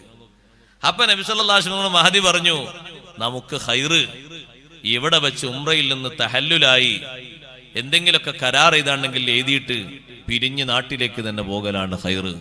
അതാണ് സയ്യിദുനാ റസൂലുള്ളാഹി സ്വല്ലല്ലാഹു അലൈഹി വസല്ലം സ്വീകരിച്ച മാർഗം. അതാണ്. ഉമ്മു സലമ റളിയല്ലാഹു അൻഹയോട് അഭിപ്രായം ചോദിച്ച വിഷയത്തിൽ എത്രമാത്രം വലിയൊരു സ്നേഹവും ബഹുമാനവുമാണത്. നമ്മുടെ ചില കാര്യങ്ങളിലൊക്കെ അങ്ങനെ ഒരു അന്വേഷണവും ചർച്ചവും നല്ലതാണ്. നല്ല തീരുമാനങ്ങൾ പറയാനും അല്ലാഹു തആല അവർക്ക് കഴിവ് കൊടുത്തിട്ടുണ്ടല്ലോ. നല്ല അഭിപ്രായ പ്രകടനം നടത്തുമ്പോൾ സ്വീകരിക്കാൻ എളുപ്പമാണല്ലോ. നല്ല സഹവാസങ്ങൾ നിലർത്തണം. ഉമ്മമാരോട് സഹോദരങ്ങളോട് മൊത്തത്തിൽ പറയട്ടെ, നല്ല കൂട്ടുകാരെ സെലക്ട് ചെയ്യണം. ആരാ നല്ല കൂട്ടുകാര്? നമ്മളോടൊപ്പം നിത്യജീവിതത്തിൽ സഹവസിക്കേണ്ട ആള്, ദീനിൽ അയാളെ കണ്ട് മാതൃകയാക്കാൻ പറ്റിയ ആളാകണം. ലാ തുസാഹിബ് ഇല്ലാ മുഅ്മിനാ വലാ യഅകുൽ തുആമക ഇല്ലാ തഖിയുൻ. മുഅ്മിനോടല്ലാതെ നീ സഹവസിക്കരുത്. നിന്റെ ഫ്രണ്ട്, നിന്റെ ഫ്രണ്ട്ഷിപ്പ്, അവനെ കണ്ടാൽ നല്ല കാര്യങ്ങൾ നിന്നെ ഓർമ്മപ്പെടുത്തി തരും, ആഖിറത്തിലേക്ക് നിന്നെ കൈപിടിച്ചുയർത്തും, ദീനീ പ്രവർത്തനങ്ങൾ നിന്നെ സജീവമാക്കും, മഹാന്മാരെ സവിധത്തിൽ പോകാൻ നിന്നെ സഹായിക്കും, നല്ല നല്ല കാര്യങ്ങൾ പറഞ്ഞു ഓർമ്മപ്പെടുത്തും. നീ അവന്റെ കൂടെ നടക്കുമ്പോ നിനക്ക് ജമാഅത്തിൽ താല്പര്യമില്ലെങ്കിൽ അവൻ താല്പര്യം ഉണ്ടാക്കി തരും. ഞാൻ ജമാഅത്തിന് പോകാണ്, നീ പോരുന്നോ? ഞാനും വരാം. രണ്ടുപേരും ഒരുമിച്ച് കൂട്ടുകാരല്ലേ. ദുനിയാവ് മാത്രം ചിന്തിപ്പിക്കുന്ന ആളല്ല, ആഖിറത്തിലേക്ക് നിങ്ങളെ ചിന്തിപ്പിക്കുന്ന കൂട്ടുകാര്, അവരാണ് ഏറ്റവും നല്ലവര്. പടച്ചോനെ ഓർമ്മപ്പെടുത്തുന്ന മഹാന്മാര്, മനുഷ്യന്മാര്, അവരാണ് സഹവസിക്കാൻ ഏറ്റവും നല്ലവര്. അവർ അള്ളാഹുവിനെ ഓർമ്മപ്പെടുത്തി തരും, മറഞ്ഞ കാര്യങ്ങൾ ചെയ്യാൻ വേണ്ടി പ്രേരിപ്പിക്കും, നന്മയിൽ സഹായിക്കും. അഥവാ നമ്മളെ കയ്യിൽ നന്മക്കുള്ള പഴുതില്ലെങ്കിലോ അവരുടെ സഹായത്തിൽ നിന്നൊരു സഹായം നമുക്ക് തന്ന് നമ്മളെ കൂടെ നിർത്തിയവര് സഹായിക്കും. അഷ്റഫുൽ ഖൽഖ് റസൂലുള്ളാഹി സ്വല്ലല്ലാഹു അലൈഹി വസല്ലം തങ്ങൾ എത്രയോ തവണ ഹിജ്റ പോകാൻ സമ്മതം ചോദിച്ച അബൂബക്കർ സിദ്ദീഖ് റളിയല്ലാഹു അൻഹുവോട് തങ്ങൾ പറഞ്ഞു, നിങ്ങൾ പോകാനവിടെ ഇരിക്കട്ടെ, ഞാൻ സമ്മതം തരാം, നിങ്ങൾ അവിടെ ഇരിക്കൂ. പലരും നേരത്തെ പോയി. നബി സല്ലല്ലാഹു അലൈഹി വസല്ലം തങ്ങൾ ഹിജ്റക്ക് പോവുകയാണെന്ന വിവരം വന്ന് പറഞ്ഞപ്പോ, അല്ലാഹു അനുവാദം നൽകിയിട്ടുണ്ട് എന്ന് പറഞ്ഞപ്പോ, സിദ്ദീഖ് തങ്ങൾ ആദ്യത്തെ ചോദ്യം അസ്സുഹബത യാ റസൂലല്ലാഹ്, കൂടെ സഹവാസിയായി എന്നെയും കൊണ്ടുപോകുമോ? ഞാനും തങ്ങളെ കൂടെ സഹവസിച്ചു വരട്ടെ, നിങ്ങളും എന്റെ കൂടെ വന്നോളൂ. ആയിഷ റളിയല്ലാഹു അൻഹ പറയാണ്, ബാപ്പ സിദ്ദീഖ് റളിയല്ലാഹു അൻഹു കൂടെ പോരട്ടെ എന്നിങ്ങനെ ചോദിച്ചിട്ട് സമ്മതം കിട്ടിയ നേരത്ത് ഒരു കരച്ചിൽ കരഞ്ഞു. സന്തോഷത്തിന്റെ കരച്ചിൽ എന്ന് പറഞ്ഞ കരച്ചിൽ കണ്ടത് ഞാൻ അന്നാണ്. ഹിജ്റക്ക് തങ്ങളെ കൂടെ പോകാൻ അനുവാദം കിട്ടിയപ്പോഴുള്ളൊരു സന്തോഷത്തിന്റെ കണ്ണീർ കണങ്ങൾ എന്റെ ഉപ്പയിൽ നിന്ന് ഉറ്റി വീഴുന്നത് ഞാൻ കണ്ടു എന്ന് സയ്യിദത്തുനാ ബീബി ആയിഷ റളിയല്ലാഹു അൻഹ. എത്രമാത്രം വലിയ സഹവാസമാണ്! ആ സഹവാസം കൊണ്ടല്ലേ സിദ്ദീഖ് റളിയല്ലാഹു അൻഹുവോട് സ്വഹാബിമാര് പറഞ്ഞത്. പലരും പറഞ്ഞല്ല, സിദ്ദീഖ് തങ്ങളെ, ഞങ്ങൾക്കൊന്നും ഇല്ലാത്തൊരു ബഹുമാനം അല്ലാഹു നിങ്ങൾക്ക് മാത്രം തന്നിട്ടുണ്ട്. എനിക്ക് മാത്രമോ? അതെ, നിങ്ങൾക്ക് മാത്രം. ഉമർ റളിയല്ലാഹു അൻഹു അത് കിട്ടിയിട്ടില്ല, ഉസ്മാൻ റളിയല്ലാഹു അൻഹു അത് കിട്ടിയിട്ടില്ല, അലി റളിയല്ലാഹു അൻഹു അത് കിട്ടിയിട്ടില്ല, ബാക്കി ഒറ്റ സ്വഹാബത്തിനും അത് കിട്ടിയിട്ടില്ല. എന്താണത്? നിങ്ങൾ രണ്ടുപേരും ഗുഹയിലായിരിക്കുമ്പോ റബ്ബ് സുബ്ഹാനഹു വ തആല സന്തോഷത്തിന് പറഞ്ഞൊരു വചനം എന്താണ്? ലാ തഹസൻ ഇന്നല്ലാഹ മഅനാ. മുത്തുനബി തങ്ങളോട് പറയാൻ അല്ലാഹു ഏൽപ്പിച്ച വാക്കെന്താണ്? ലാ തഹസൻ, സിദ്ദീഖ് തങ്ങളെ, നിങ്ങൾ വിഷമിക്കരുത്, നിങ്ങൾ ദുഃഖിക്കരുത്. അവർ ഗുഹയുടെ മുകളിലെത്തിയിട്ട് കാലിന്റെ ചുവട്ടിലേക്ക് നോക്കിയാൽ നമ്മളെ കാണൂലേ നബിയെ? ഇല്ല ഇല്ല, ഒരാളും കാണൂല. ആ ഒരു ടെൻഷൻ നിങ്ങൾക്ക് വേണ്ട. ഇന്നല്ലാഹ മഅനാ, അത് നിങ്ങൾക്ക് പ്രത്യേകം കിട്ടിയ ഒരു സഹായമാണ്. അള്ളാഹുവിന്റെ ഒരു പ്രത്യേക സഹായം എനിക്കും നിങ്ങൾക്കുമുണ്ട്, നമ്മളോടൊപ്പമുണ്ട്. ആ പറഞ്ഞ കൂട്ടത്തിൽ മൂന്നാമത്തെ ഒരാളില്ലല്ലോ, രണ്ടാള് മാത്രമല്ലേ ഉള്ളൂ. അബൂബക്കർ സിദ്ദീഖ് റളിയല്ലാഹു അൻഹുവിനോടൊപ്പം അഷ്റഫുൽ ഖൽഖ് സ്വല്ലല്ലാഹു അലൈഹി വസല്ലം തങ്ങളെയും കൂട്ടിയിട്ടല്ലേ ഈ പറഞ്ഞത് ഇന്നല്ലാഹ മഅനാ. അള്ളാഹുവിന്റെ പ്രത്യേക സഹായം നമുക്കുണ്ട്. അള്ളാഹു നമ്മളോടൊപ്പമുണ്ട് എന്ന് പറഞ്ഞാൽ പ്രത്യേക സഹായവും സംരക്ഷണവും ഉണ്ട്. ഉമർ റളിയല്ലാഹു അൻഹു പോലത്തെ മഹാന്മാര് പറഞ്ഞത്, ആ ഒരു മഈയത്ത്, ആ ഒരു മഊനത്ത്, ആ ഒരു സഹായം ഞങ്ങൾക്ക് ആർക്കും ലഭിച്ചിട്ടില്ല. അത് നിങ്ങൾക്കും നബി സല്ലല്ലാഹു അലൈഹി വസല്ലം ഞങ്ങൾക്കും മാത്രമല്ലേ കിട്ടിയത്. അത് ആ സഹവാസത്തിന്റെ ഒരു ബഹുമാനമാണ്. ചെറിയൊരു ബഹുമാനമല്ല, വലിയ ബഹുമാനമാണ്. നല്ല മനുഷ്യന്മാരെ കൂട്ടുകാരായി പിടിക്കണം. ആ നല്ല മനുഷ്യന്മാരെ കൂട്ടുകാരായി പിടിക്കുമ്പോ മൗത്തിന്റെ നേരത്തെ അവര് നമ്മെ സഹായിക്കും. ഖബറും പുറത്തു വരുമ്പോ അതിനും നമുക്ക് സഹായമാണ്. അവര് വന്ന് സലാം പറയുമ്പോഴും സഹായമാണ്. അവര് വന്നിട്ട് സിയാറത്ത് ചെയ്യുമ്പോഴും സഹായമാണ്. അവര് നമ്മളെ ഓർക്കുമ്പോഴൊക്കെ സഹായമാണ്. അവര് ജീവിച്ചിരിക്കുന്ന കാലത്ത് മുഴുവനും നമുക്ക് ഖബറിൽ സന്തോഷമാണ്. അതിന് നല്ല കൂട്ടുകാരെ നമ്മൾ കൂർഗ പിടിക്കണം. മുത്തഖീങ്ങളാണ് കൂട്ടുകാരായി വേണ്ടത്. അല്ലാത്ത കൂട്ടുകെട്ടുകൾ മുഴുവനും ആഖിറത്തിൽ തെറ്റിപ്പോകുമട്ടോ. എന്റെ ചെറുപ്പക്കാരെ, ചെറുപ്പക്കാരികളെ, ദുനിയാവിന്റെ അലങ്കാരം കണ്ട് ദുനിയാവിന്റെ പ്രൗഢിയിൽ കണ്ണും ചാർന്നു നിന്ന് ഏതെങ്കിലും ഒരാളെ ഫ്രണ്ട്ഷിപ്പിന്റെ പേരിൽ സ്നേഹിക്കുമ്പോ അവന് ഫാസിഖായി കൂടാ, കാഫിറായി കൂടാ, മുനാഫിഖായി കൂടാ, മുബ്തദിആയി കൂടാ. മുസ്ലിമിന്റെ പേരുണ്ടെങ്കിലും അള്ളാഹുവിൽ തികഞ്ഞ വിശ്വാസമില്ല, അവൻ യുക്തിവാദിയാണ്. മഹാന്മാരുടെ ബഹുമാനങ്ങളിൽ ഈമാനില്ല. അവന്റെ കയ്യിൽ നിനക്ക് കാണാനുള്ളത് ഒന്ന് മാത്രമേ ഉള്ളൂ. അത് അല്ലാഹു തആല മുഅ്മിനീങ്ങൾക്ക് മാത്രം കൊടുക്കുന്ന ഒന്നല്ല, ദുനിയാവിന്റെ വിശാലതയാണ്. അത് മുഅ്മിനീങ്ങൾക്ക് മാത്രമല്ലല്ലോ അല്ലാഹു കൊടുത്തിട്ടുള്ളത്. ഇഷ്ടം പോലെ കൊടുത്തത് മുഅ്മിനീങ്ങളല്ലാത്തവർക്കല്ലേ. ഇന്നും ലോകതലത്തിൽ നിങ്ങളൊന്ന് എണ്ണി നോക്കൂ. നമ്മുടെ ഇന്ത്യ രാജ്യം മൊത്തം വിലക്കെടുക്കാൻ മാത്രമുള്ള സമ്പത്തിന്റെ സമൃദ്ധിയുള്ളത് ഒരു മുഅ്മിനിന്റെ കയ്യിലല്ല. അതുകൊണ്ടൊരു നിലവാരമുള്ള സംഗതിയല്ല അത്. ദുനിയാവ് കണ്ടുകൊണ്ട് മാത്രം ഒരാളെ കൂട്ടുകാരനാക്കരുത്. ലാ തുസാഹിബ് ഇല്ലാ മുഅ്മിനാ, നിന്റെ സഹവാസം മുഅ്മിനോട് വേണം. ഏത് കൂട്ടുകാര് പിരിഞ്ഞാലും നമ്മളെ സഹായിക്കുന്ന ആഖിറത്തിലെ കൂട്ടുകാരാകണം. അൽഅഖില്ലാഉ യൗമഇദിൻ ബഅളുഹും ലിബഅളിൻ അദുവ് ഇല്ലൽ മുത്തഖീൻ. ചങ്ങാതിമാര് മുഴുവനും വന്ന് പരസ്പരം എതിർക്കുന്നവരാണ്. അല്ലഖില്ലാഉ യൗമഇദിൻ ബഅദുഹും ലിബഅദിൻ അദുവ്. ഖിയാമത്ത് നാളിൽ എല്ലാ കൂട്ടുകാരും പരസ്പരം എതിരാളികളാണ്, ശത്രുക്കളാണ്. തിന്മയിൽ ഒത്തൊരുമിച്ച് നിന്നവര് പറയും, നീയല്ലേ എന്നെ കള്ളു കുടിപ്പിച്ചത്, നീയല്ലേ ആ പൊണ്ണുമായി എന്നെ ബന്ധപ്പെടുത്തിയത്, നീയല്ലേ എന്നെ മോഷണത്തിലേക്ക് കൂട്ടിക്കൊണ്ടുപോയത്, നീയല്ലേ എന്നെ കൊട്ടേഷൻ സംഘത്തിൽ പെടുത്തിയത്, നീ എന്നല്ലേ മയക്കുമരുന്നിൽ എന്നെ ലാഭക്കൂറുകാരനാക്കിയത്. ഇങ്ങനെ ഓരോരുത്തരും എതിർപ്പ് പറയുമ്പോ എതിർക്കാത്ത ഒരു വിങ്ങുണ്ട്, ഇല്ലൽ മുത്തഖീൻ, മുത്തഖീങ്ങളൊഴികെ. അവരൊരുമിച്ചാണ്, അവര് പരസ്പരം എതിർപ്പില്ല, പരസ്പരം സഹായിക്കുന്നവരാണ്, പരസ്പരം കൈപിടിക്കുന്നവരാണ്, കൈകോർക്കുന്നവരാണ്. എന്തെങ്കിലും പോരായ്മകളുണ്ടെങ്കിൽ പരിഹരിക്കാൻ അള്ളാഹുവിനോട് ശഫാഅത്ത് ചെയ്യുന്നവരാണ്. അതേ സമയത്ത് നിന്റെ കൂട്ടുകാരൻ നീ ഒന്ന് ചിന്തിച്ചു നോക്ക്. ഒരു ഫാസിഖാണെങ്കിൽ, ഒരു മുനാഫിഖാണെങ്കിൽ, ഒരു അധർമ്മിയാണെങ്കിൽ, ഒരു തെമ്മാടിയാണെങ്കിൽ, ഒരൊറ്റ വക്തും നിസ്കരിക്കാൻ താല്പര്യമില്ലാത്തവനാണെങ്കിൽ, നീ മരിക്കുമ്പോ നിന്റെ തൊട്ടടുത്തിരിക്കുന്നത് അവനാണെങ്കിൽ റഹ്മത്തിന്റെ മലക്ക് വരുമോ? നിന്റെ ആത്മാവിനെ സന്തോഷം കൊണ്ടുപോകേണ്ടത് അവരല്ലേ? റഹ്മത്തിന്റെ മലക്കുകളല്ലേ മുഅ്മിനീങ്ങളെ റൂഹിനെ കൊണ്ടുപോകുന്നത്?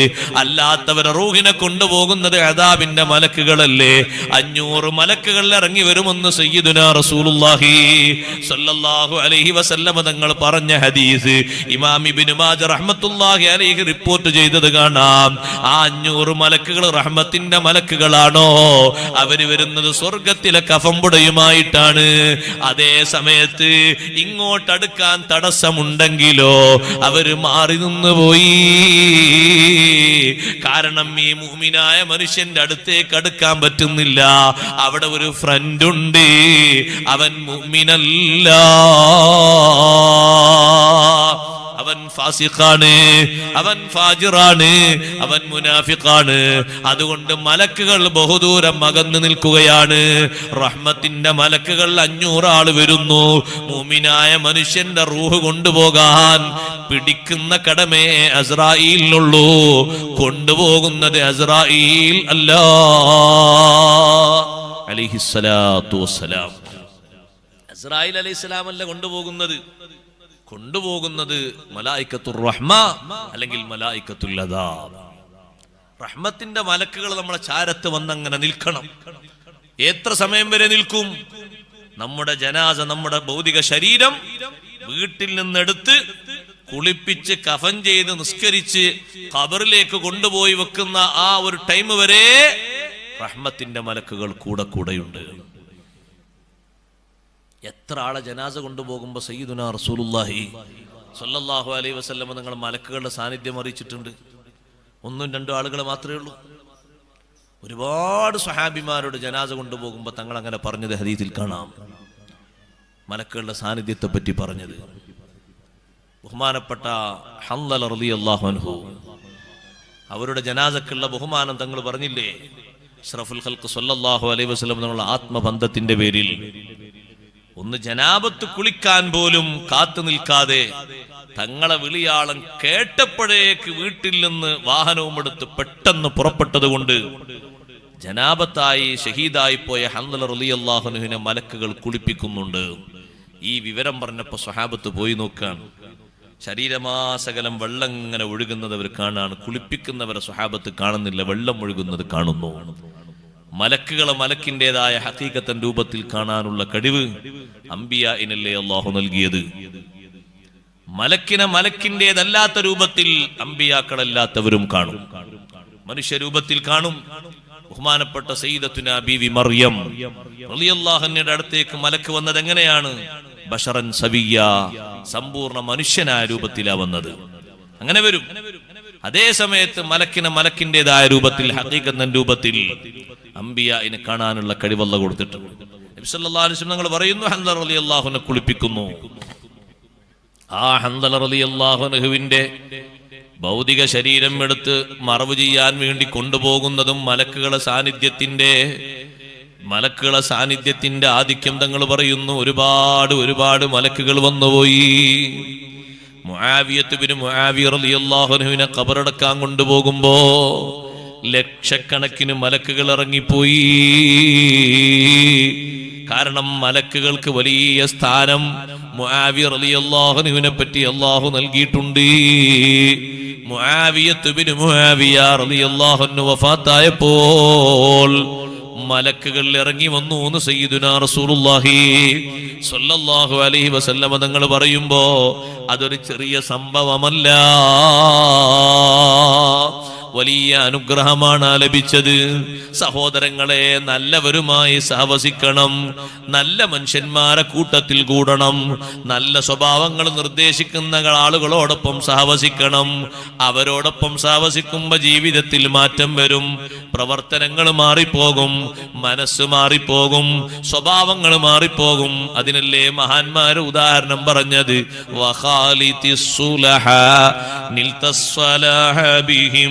لأنهم في وجوه الأرض يقمارون. നീ സ്വാലിഹീങ്ങളോട് കിടകലർന്ന് ജീവിക്കണം. നിൽത സ്വലാഹ ബിഹിം, അവർ കാരണം നിനക്ക് നന്മ ലഭിക്കും, നിന്റെ ദുനിയാവ് നന്നാകും, ആഖിറം നന്നാകും. ലിഅന്നഹും ഫീ വുജൂഹിൽ അർളി യഖ്മാറൂ, കാരണം അവർ ഭൂമുഖത്തുള്ള നക്ഷത്രങ്ങളാണ്. അതേ, നല്ല ആളുകളുടെ കൂടെ ഇരിക്കുന്നതിന് ഹദീസിൽ ഉദാഹരണം പറഞ്ഞത് മസലുൽ ജലീസി സ്വാലിഹി, നല്ല മനുഷ്യന്റെ കൂടെ ഇരിക്കുന്ന ആള് അത്തർ വിൽക്കുന്ന ആളെ കൂടെ ഇരിക്കുന്നവനെ പോലെയാ. അത്തർ വിൽക്കുന്ന ആളെ കൂടെ ഇരുന്നാൽ എന്താണ് കിട്ടുന്നത്? ഒന്നുകിൽ അത്തറിന്റെ മണം നിനക്ക് ഇഷ്ടപ്പെട്ടിട്ട് നീ വില കൊടുത്തു വാങ്ങും, അതല്ലെങ്കിൽ അത്തറുകാരൻ ഒന്ന് വാസനിച്ചോളൂ എന്ന് പറഞ്ഞിട്ട് ഒന്ന് തേച്ചു തരും, അതല്ലെങ്കിലോ അത്തർ വാങ്ങാൻ വന്ന ആളുകളുടെ ശരീരത്തിൽ നിന്നോ മറ്റോ അത്തർ നിനക്ക് വാസനിക്കും. 3 രൂപത്തിലായാലും നിനക്ക് ഖൈറല്ലേ. അത്തർ വാങ്ങിയാലും നല്ല വാസനയാണ്, അത്തർ ഫ്രീ ആയി തേച്ച് തന്നാലും നല്ലതാണ്, മറ്റുള്ളവർ വാങ്ങിക്കൊണ്ടുപോയി തേക്കുമ്പോഴും നിനക്ക് വാസനയാണ്. നല്ലവരോടൊപ്പം ചേർന്ന് നീ ജീവിക്കുമ്പോ ഒരുപക്ഷെ നല്ല മാതൃകകൾ നിനക്ക് ലഭിക്കും, അല്ലെങ്കിൽ നീ ചോദിച്ച മാതൃകകൾ സ്വീകരിക്കും, ഇൽമ് നേടും. നീ അവരുടെ പിന്നാലെ കൂടിയിട്ട് അതെന്താ ഇതെന്താന്ന് ചോദിച്ച് നീ പഠിക്കും. അതൊന്നുമില്ലെങ്കിലോ മറ്റു പലരും അവിടെ വരുമ്പോ ദുആ ചെയ്യുമ്പോ ദുആഇന്റെ ബറക്കത്ത് നിനക്ക് ലഭിക്കും, സതുപദേശത്തിന്റെ മഹത്വം നിനക്ക് ലഭിക്കും. അവരെ കൂടെ ഇരിക്കുമ്പോ നിന്റെ മനസ്സ് നന്മയിലാണ്, നിനക്ക് നല്ല മണമാണ് ലഭിക്കുന്നത്. അതേ സമയത്ത് ദുഷിച്ച സ്വഭാവമുള്ള ആളുകളുടെ കൂടെ ഇരിക്കുന്നവര് കൊല്ലപ്പണിക്കാരന്റെ അടുത്ത് പോയിരിക്കുന്നവരെ പോലെയാണ്. എന്താണ് അവിടെ പോയിരുന്നാൽ അവൻ നല്ല ഇരുമ്പും മറ്റുമൊക്കെ വേവിക്കുമ്പോ അതിന്റെ കറകൾ നീക്കുമ്പോ ആ ഇരുമ്പിൽ നിന്നുള്ള തുരുമ്പുകൾ നിന്റെ ശരീരത്തിലേക്ക് വസ്ത്രത്തിലേക്ക് വന്നാല് ചിലപ്പോ നിസ്കരിക്കാൻ പോലും പറ്റൂല, ഓട്ടയായിട്ട് വേറെ വസ്ത്രം മാറി ധരിക്കേണ്ടി വരും. നിന്റെ ബാഹ്യതലത്തിൽ ഇങ്ങനെ ഒരു നിനക്ക് തീരെ ഇഷ്ടപ്പെടാത്ത രീതിയിൽ ഒരു സ്വഭാവം വരുന്നത് ഉള്ളിലേക്കും അതിന്റെ കേടുവരും.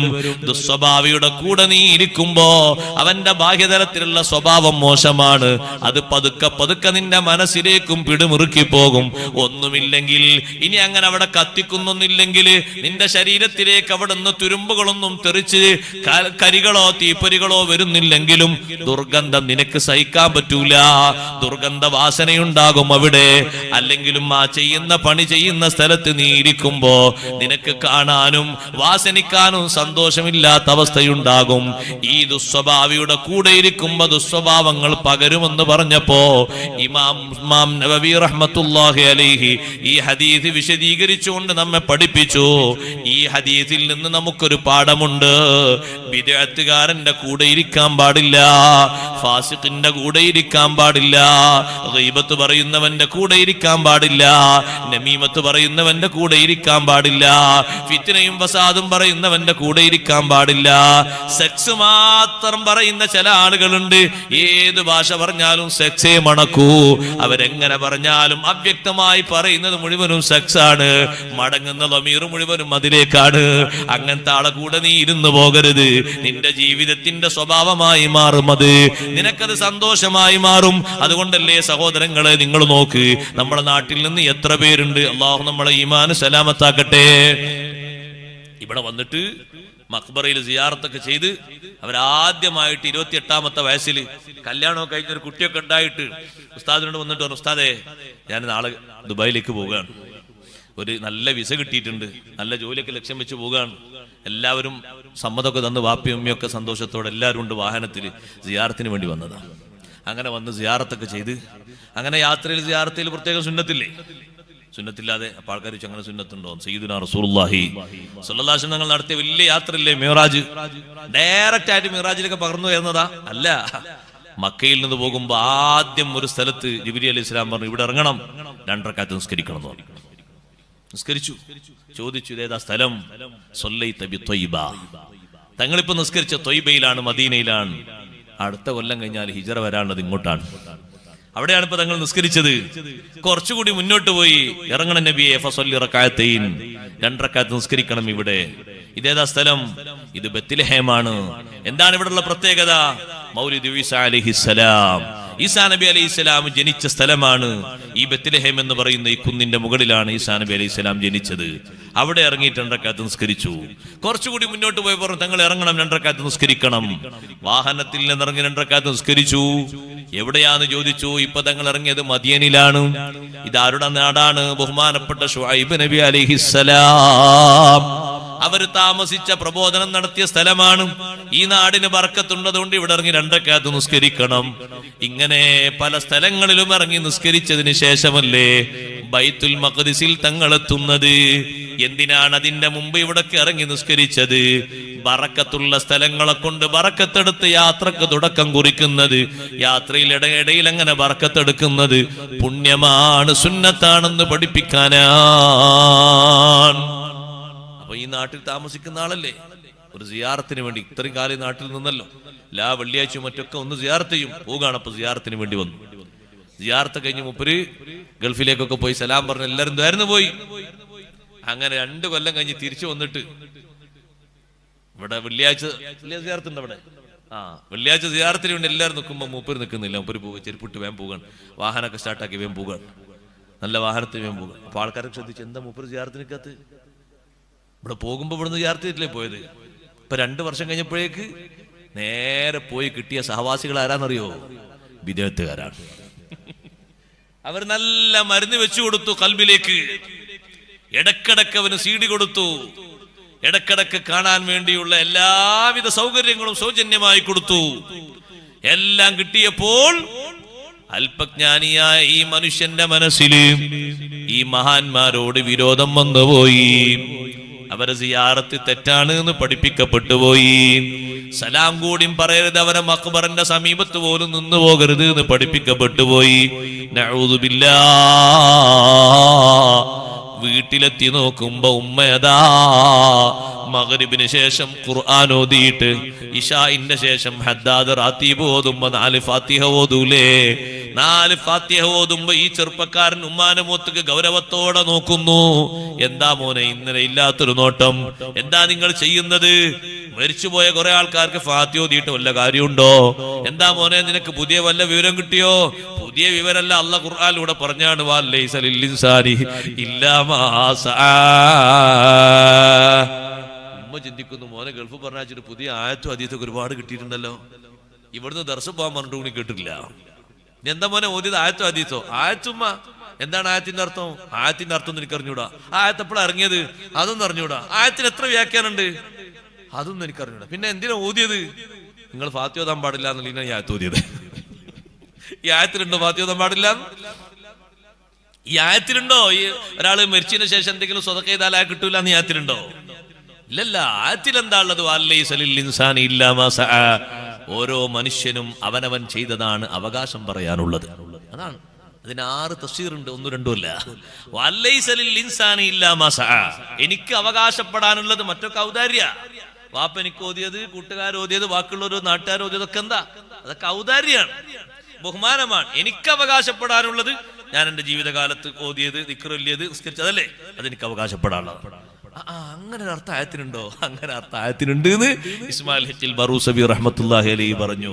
മറ്റു ധാരാളം ഖുർആൻ മുഫസ്സിറുകൾ പറഞ്ഞു. ഉമ്മ വാത് കേട്ടിട്ട് ഉമ്മ പറഞ്ഞു, മോനെ ആയത്തിന്റെ അർത്ഥം ഇങ്ങനല്ലേ? അപ്പൊ മകൻ പറയാം, അങ്ങനെയൊന്നല്ല ആയത്തിന്റെ അർത്ഥം. പിന്നെ ആയത്തിലൂടെ ഫാത്തിഹ ഓതണ്ടാന്ന്. ആയത്തിലെവിടെ ഖുർആൻ ഓതണ്ട, സിയാറത്ത് ചെയ്യണ്ടെന്ന് എവിടെ? അപ്പൊ ഉമ്മ ചോദിച്ചു, സിയാറത്തിന് ഫലമില്ലെങ്കിൽ മോനെ എല്ലാ ദിവസവും സയ്യിദുനാ റസൂലുള്ളാഹി സ്വല്ലല്ലാഹു അലൈഹി വസല്ലം ആയിഷ ബീവി റളിയല്ലാഹുവിന്റെ വീട്ടിൽ വരുമ്പോൾ യഖ്റുജു മിൻ ആഖിറിൽ ലൈലി ഇലൽ ബഖീ'. ഇമാം മുസ്ലിം റഹ്മത്തുള്ളാഹി റിപ്പോർട്ട് ചെയ്യുന്ന ഹദീസ് ഉണ്ടല്ലോ, നാളെ ഒരു ഉസ്താദ് വേദന കേട്ട് ഞാൻ പഠിച്ചു വെച്ചിട്ടുണ്ട്. ഉമ്മമാരൊക്കെ പഠിച്ചു വെക്കണം, അല്ലെങ്കിൽ മക്കളെ നന്നാക്കാൻ കഴിയൂല. എന്താ പഠിച്ചു വെക്കണ്ടേ? എല്ലാ ഇൽമും പഠിച്ചു വെക്കണം. തൗഹീദും വിശ്വാസവും തെളിവൊക്കെ പഠിച്ചു വെക്കണം. നമ്മള് ഉമ്മമാരെ സാധാരണ വീട്ടിൽ ഭക്ഷണങ്ങൾ ഉണ്ടാക്കാനുള്ളത് മാത്രം പഠിച്ചാൽ പോരാ, എല്ലാം പഠിക്കണം. കുട്ടികൾ വിശ്വാസം പേച്ചു വരുമ്പോ അവരെ നല്ലോണം നിർദ്ദേശിച്ചിട്ട് ഒരൊറ്റ രാത്രി തന്നെ അവരെ മനസ്സ് നന്നാക്കണം. അങ്ങനെ 2 കൊല്ലം കിട്ടിയാ ചേറ് നീക്കണമെങ്കിൽ ചെറുത് പോരാ. വിദേഹത്തിന്റെ കറ നീക്കണമെങ്കിൽ കട്ടിയിൽ തന്നെ ഉപദേശം കൊടുക്കണം, കട്ടിയിലുള്ള തെളിവും പറഞ്ഞു കൊടുക്കണം. ഉമ്മാമ പറഞ്ഞു, ഇമാം മുസ്ലിം റഹ്മത്തുള്ളാഹി റിപ്പോർട്ട് ചെയ്ത ഹദീസിലുണ്ട്. ഉമ്മാമ മുസ്ലിം ഒന്നും കണ്ടിട്ടില്ല, മുസ്ലിം ഓതിപ്പടിച്ച ഉസ്താദ് വേദ പറഞ്ഞ ഹദീസേ ഉമ്മാമ കേട്ടിട്ടുള്ളൂ. ഉമ്മാമ പറഞ്ഞു, മോനെ ഞാൻ ഫാത്തിഹ ഓതിന് എനിക്ക് വിരോധമുണ്ടോ? നബി സല്ലല്ലാഹു അലൈഹി വസല്ലം ഞാൻ മരിച്ചുപോയ വലിയ ഫാത്തിഹ ഓതിയിട്ടല്ലേ നീ കിറുകിറക്കുന്നത്? മരിച്ചുപോയ ആൾക്കാർക്കൊന്നും കിട്ടൂല എന്നല്ലേ, ചെയ്തിട്ട് കാര്യമില്ല എന്ന് പറയുന്നത്. എന്നാ ലോകത്തിന്റെ നേതാവ് സയ്യിദുനാ റസൂലുള്ളാഹി സ്വല്ലല്ലാഹു അലൈഹി വസല്ലം നിങ്ങൾ ആയിഷ ബീവിന്റെ വീട്ടിൽ വരുന്ന എല്ലാ ദിവസവും ആദ്യഘട്ടത്തിൽ 9 ദിവസത്തിൽ ഒരു ദിവസം ആയിഷ റളിയല്ലാഹുവിന്റെ വീട്ടിൽ വരാറുണ്ട്. കുറച്ചുകൂടി കാലം കഴിഞ്ഞപ്പോ 9 ദിവസത്തിൽ 2 ദിവസമായി മാറി. അതെങ്ങനെ ഉസ്താദേ 2 ദിവസം? 9 ഭാര്യമാർക്ക് ഓരോരുത്തർക്കും ഓരോ ദിവസമല്ലേ? അല്ല, ലോകത്തൊരു പെണ്ണും കൊടുക്കാത്തൊരു സംഭാവന സൗദ ബീവി റളിയല്ലാഹു അൻഹ നബി തങ്ങൾക്ക് കൊടുത്തു. നബി സല്ലല്ലാഹു അലൈഹി വസല്ലം ഞങ്ങളെ വീട്ടിൽ സൗദ ബീവിന്റെ വീട്ടിലേക്ക് വന്നപ്പോ സൗദ റളിയല്ലാഹു അൻഹ നബി തങ്ങളെ 2ാമത്തെ പത്നിയാണ്. സൗദ ബീവി റളിയല്ലാഹു അൻഹ പറഞ്ഞു, അല്ലാഹുവിന്റെ റസൂലേ, എന്റെ അടുത്തേക്ക് വരാനുള്ള ദിവസം തങ്ങൾ പകല് വന്നാൽ മതി, എന്റെ രാത്രി ഞാൻ ആയിഷ ബീവിക്ക് ദാനം ചെയ്തു.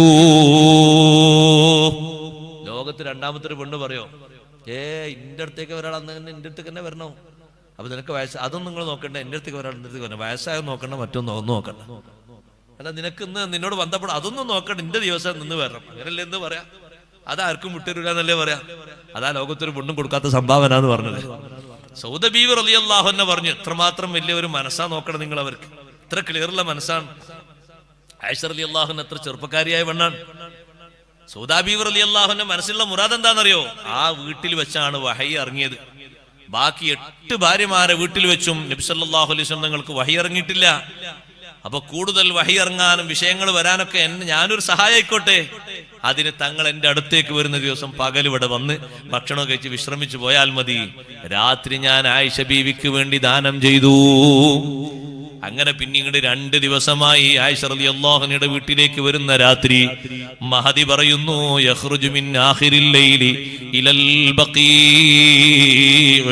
രാത്രിയുടെ അവസാന സമയം ഒരു 3 മണി 4 മണി സമയത്ത് ജന്നത്തുൽ ബഖീയിലേക്ക് പുറപ്പെടുന്നു സയ്യിദുനാ റസൂലുള്ളാഹി സ്വല്ലല്ലാഹു അലൈഹി വസല്ലം. അവിടെ പോയിട്ട് ദുആർക്കുന്നു, സലാം പറയുന്നു. ജന്നത്തുൽ ബഖീയിലുള്ള ആളുകളോട് നബി തങ്ങൾ സംസാരിക്കുന്നു, അതാകും മാ തുഅദൂൻ غدا مؤجلون وإنا إن شاء الله بكم لاحقون أسأل الله لنا ولكم العافية. നിങ്ങളോട് വാഗ്ദാനം ചെയ്യപ്പെട്ട് നിങ്ങൾക്ക് വന്നല്ലോ, മരണം അല്ലാഹുവിന്റെ വാഗ്ദാനമല്ലേ, ശേഷമുള്ള പരീക്ഷണവും ഈ ജീവിതവും അല്ലാഹു വാഗ്ദാനം ചെയ്തതല്ലേ, അത് നിങ്ങൾക്ക് സംഭവിച്ചല്ലോ. ഇൻഷാ അല്ലാഹ് നിങ്ങളോടൊപ്പം അവധിയെത്തുമ്പോ ഞാനും വന്നു ചേരും. എന്നിട്ട് പറയുന്നു, അസ്അലുല്ലാഹ ലനാ വലക്കുമുൽ ആഫിയ, അല്ലാഹുവിനോട് ഞങ്ങൾക്കും നിങ്ങൾക്കും സുഖം ചോദിക്കുന്നു.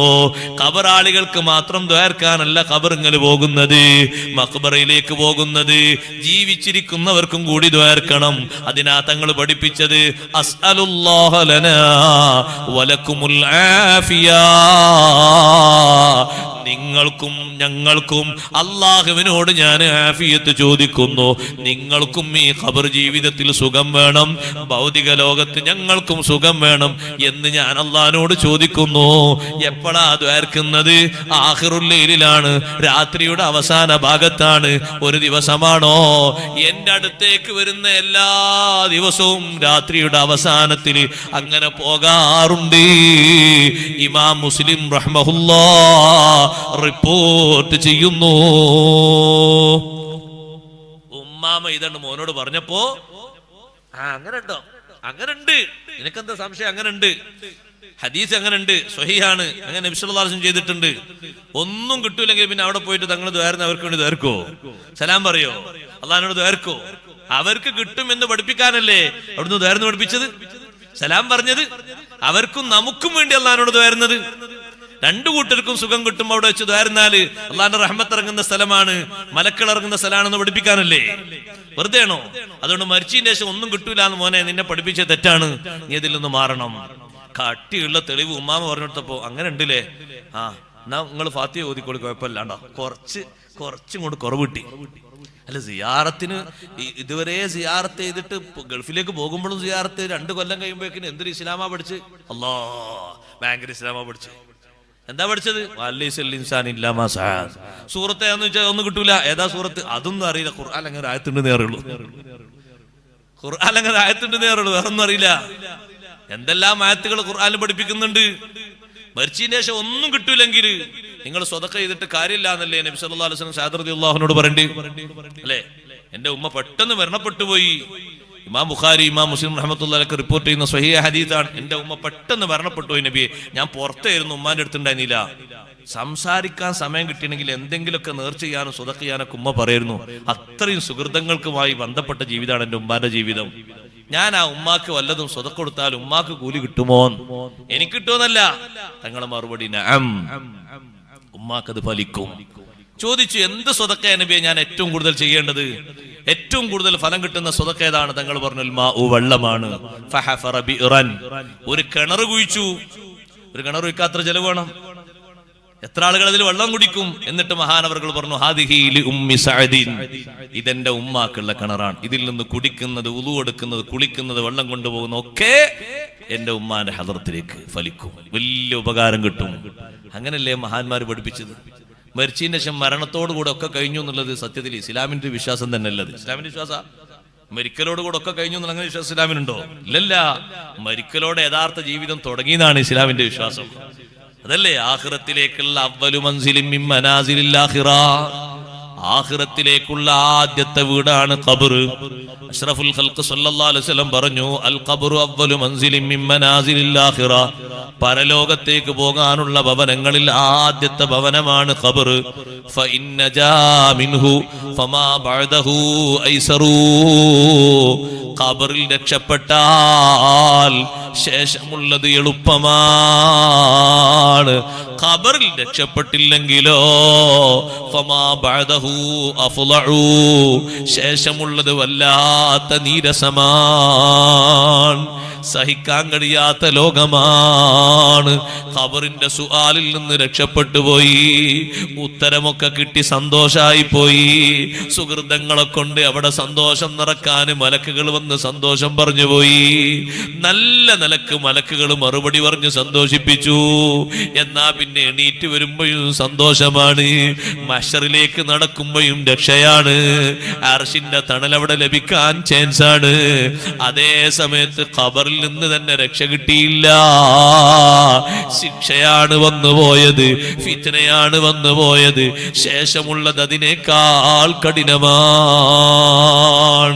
അപ്പൊ മരണത്തോടുകൂടെ ഒക്കെ കഴിഞ്ഞു എന്ന് യുക്തിവാദികൾ വിശ്വസിക്കും പോലെ, അതേ ദുർവിശ്വാസികൾ വിശ്വസിക്കും പോലെ മുഅ്മിനീങ്ങൾ വിശ്വസിച്ചുകൂടാ.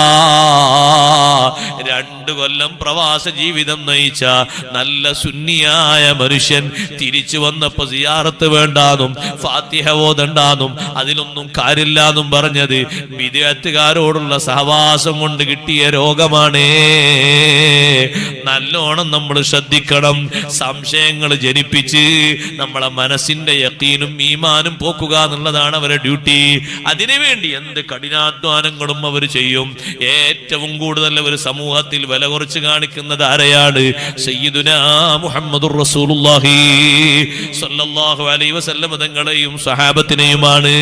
അല്ലാഹ് ഏറ്റവും വലിയ ബഹുമാനം നൽകിയ നേതാവ്, അല്ലാഹ് ഏറ്റവും വലിയ ബഹുമാനം നൽകിയ അനുയായികൾ, ഇവരെ പോലെ അല്ലാഹ് ബഹുമാനം നൽകിയ അനുയായികൾ ലോകത്ത് വേറെ ഇല്ല. ഈ നേതാവിനെ പോലെ അല്ലാഹ് ബഹുമാനിച്ച ഒരു സൃഷ്ടി അല്ലാഹുവിന്റെ സൃഷ്ടികളിൽ വേറെ ഇല്ല. ഒരൊറ്റ ഒരൊറ്റ ആയത്ത് പറയട്ടെ പഠിക്കാൻ വേണ്ടി. ആദം നബി അലൈഹിസ്സലാത്തു വസ്സലാം എത്ര വർഷം ജീവിച്ചു സഹോദരങ്ങളെ? 1000 വർഷക്കാലം ജീവിച്ചില്ലേ? ബഹുമാനപ്പെട്ട ഇബ്രാഹിം നബി അലൈഹിസ്സലാം 200 വർഷക്കാലം ജീവിച്ചില്ലേ? ലൂത്ത് നബി അലൈഹിസ്സലാം 400 വർഷക്കാലം ജീവിച്ചില്ലേ? നൂഹ് നബി അലൈഹിസ്സലാം 1275 കൊല്ലം ജീവിച്ചില്ലേ? ബഹുമാനപ്പെട്ട ഈസാ നബി അലൈഹിസ്സലാം 33 വർഷം ജീവിച്ചില്ലേ? ഇങ്ങനെ വ്യത്യസ്ത രൂപത്തിൽ ജീവിച്ച മഹാന്മാരായ ഒരുപാട് അമ്പിയാക്കൾ ഉണ്ടായിട്ടും ഒരു പുരുഷായുസ് ജീവിതം മൊത്തം വലിയ മഹത്വമുള്ള ജീവിതമാണെന്ന് സത്യം ചെയ്ത് അല്ലാഹ് പഠിപ്പിച്ചത് ആരെ ജീവിതമാണെന്നറിയോ? ലോകത്തിന്റെ നേതാവ് ഹബീബ് റസൂലുള്ളാഹി സല്ലല്ലാഹു അലൈഹി വസല്ലമ തങ്ങളുടെ ജീവിതത്തെ മാത്രമേ അല്ലാഹ് സത്യം ചെയ്ത് പറഞ്ഞിട്ടുള്ളൂ. വേറെ ഒരു മനുഷ്യന്റെ ജീവിതവും അല്ലാഹ് സത്യത്തിന് ഉപയോഗിച്ചിട്ടില്ല. അല്ലാഹല്ലേ ഖുർആനിലൂടെ പഠിപ്പിച്ചത് ലഅംറുക ഇന്നഹും ലഫീ സക്റതിഹിം യഅമഹൂൻ. ലഅംറുക തങ്ങളുടെ ജീവിതകാലം മൊത്തമാണ് സത്യം. ലഅംറുക തങ്ങളുടെ ആയുസ്സാണ് സത്യം. 40 ശേഷമുള്ളതല്ല, 63 കൊല്ലവും സത്യം ചെയ്ത് പറയുന്നു. അതേ, സത്യം ചെയ്യാൻ ഇത്രയും മഹത്വമുള്ളൊരു ജീവിതം ലോകത്ത് വേറെ ഏതാ? ഇത്ര ബഹുമാനമുള്ളൊരു ജീവിതം, ഇത്ര സന്തോഷമുള്ളൊരു ജീവിതം, ഇത്രമാത്രം ദൗത്യങ്ങൾ നിറവേറ്റിയൊരു ജീവിതം, ഇത്രമാത്രം പരീക്ഷണങ്ങൾ തരണം ചെയ്ത ജീവിതം, ഇത്രമാത്രം അനുഗ്രഹങ്ങൾ ലോകത്ത് വർഷിച്ചൊരു ജീവിതം ലോകത്ത് വേറെ ഏതാണ്? ലഅംറുക തങ്ങളുടെ ആയുസ് കാലം തന്നെയാണ് സത്യം. ഇന്നഹും ലഫീ സക്റതിഹിം യഅമഹൂൻ. ആ വിശ്വാസമില്ലാത്ത ആളുകളില്ലേ, അവരവരുടെ മസ്തിൽ അഭിരമിക്കുകയാണ്, പരിഭ്രമിച്ച് നടക്കുന്നു. വിശ്വാസക്കുറവ് ഒരു ലഹരിയാണ്, വിശ്വാസക്കുറവ് ഒരു മസ്താണ്. കാരണം എന്ത് ചെയ്യണം ഏത് ചെയ്യണമെന്ന് ലക്കും ലഗാനുമില്ലാതെ ചെയ്യുന്നൊരു ലോകമാണ് അന്ധവിശ്വാസം. ആ അന്ധവിശ്വാസം എന്ന മസ്തില് അവര് പരിഭ്രമിക്കുന്നു, സംശയിക്കുന്നു, അങ്ങനെ ജീവിക്കുന്നു. അതിന് അല്ലാഹു തആല സത്യം ചെയ്തു പറഞ്ഞ ജീവിതം അഷ്റഫുൽ ഖൽഖ് സല്ലല്ലാഹു അലൈഹി വസല്ലം തങ്ങളുടെ ജീവിതം മാത്രമാണ്. വേറൊരൊറ്റ നബിയുടെ ജീവിതവും അല്ലാഹ് സത്യത്തിന് ഉപയോഗിച്ചിട്ടില്ല. ഒരു മഹദിയുടെ ജീവിതവും അല്ലാഹ് സത്യത്തിന് ഉപയോഗിച്ചിട്ടില്ല. സ്വഹാബിമാരെ പറ്റി അല്ലാഹ് പറഞ്ഞതോ ഉലൈക ഹുമുൽ മുഅ്മിനൂന ഹഖ്ഖാ. അൻസാറുകളും മുഹാജിറുകളും ഉലൈക ഹുമുൽ മുഅ്മിനൂന ഹഖ്ഖാ. അവർ ഉറച്ച വിശ്വാസികളാണ്, യഥാർത്ഥ മുഅ്മിനീങ്ങളാണ്. അവരെ ഈമാനിൽ ലവലേശം സന്ദേഹം വേണ്ട. അവർ ഈമാനിൽ കമാലിയത്ത് പരിപൂർണത നേടിയ മഹാന്മാരാണ്. അവരെ പോലെ ഈമാനുള്ളവരല്ല പിൽക്കാലത്ത് ജീവിച്ച ഒരാളും. പിൽക്കാലത്ത് ജീവിച്ച ഒരാളും ഇവരെ പോലെ ഈമാനുള്ളവരല്ല. കാരണം അവരെ ഈമാനിന് സർട്ടിഫൈ ചെയ്തത്, അവരെ ഈമാനിനെ ബഹുമാനം പറഞ്ഞത് നബി സല്ലല്ലാഹു അലൈഹി വസല്ലമ തങ്ങളല്ല, അല്ലാഹുവാൻ. ഇത്ര ബഹുമാനമുള്ള ആളുകൾ ആരാ ലോകത്ത്? ഇവരെ ബഹുമാനം ഇടിച്ചു താഴ്ത്തുകയാണ് സർവ്വ വിദേഹത്തുകാരുടെയും ലക്ഷ്യം. അവരെ ബഹുമാനങ്ങൾ കുറവാക്കുക, അവർ പറഞ്ഞ വിഷയങ്ങൾ സംശയിപ്പിക്കുക, അവർ ചെയ്ത കാര്യങ്ങളിൽ തിരുത്തുക, അവരെ പറ്റി ഇല്ലാത്ത കഥകൾ പ്രചരിപ്പിക്കുക. അള്ളാഹു നമ്മളെ കാത്തുരക്ഷിക്കട്ടെ. അതുകൊണ്ട് വിദേഹത്തുകാരന്റെ കൂടെ ഇരിക്കുമ്പോ, ഗീബത്ത് പറയുന്നവന്റെ കൂടെ ഇരിക്കുമ്പോ നമ്മളെ മനസ്സ് കേടുവന്നു പോകും. അവനാ പറയുന്നതൊക്കെ നമ്മളെ മനസ്സിലേക്ക് നമ്മളങ്ങനെ പകർത്തി നമ്മളെ മനസ്സിൽ ഓരോ ഓരോ ഓരോ ഓരോ ലെൻസും, മനസ്സിന്റെ ഓരോ ഓരോ ശുദ്ധിയുള്ള ഭാഗങ്ങളും ദുഷിച്ചു പോകും, നശിച്ചു പോകും. നല്ലവരുടെ കൂടെ ഇരിക്കണം. ദുനിയാവിനെ ആർത്തി വെച്ച് ജീവിക്കുന്ന ആൾക്കാരുടെ കൂടെ മാത്രം ജീവിക്കരുത്. അപ്പൊ നിന്റെ മനസ്സിൽ ദുന്യാവോ മാത്രമായിരിക്കും. ആഖിറം ലക്ഷ്യം വെച്ചുകൊണ്ട് അതിലേക്ക് ദുനിയാവിനെ സബബാക്കുന്ന വടിയാക്കുന്ന ആൾക്കാരുടെ കൂടെ ജീവിക്കണം. ലക്ഷ്യം ആഖിറമാണ്.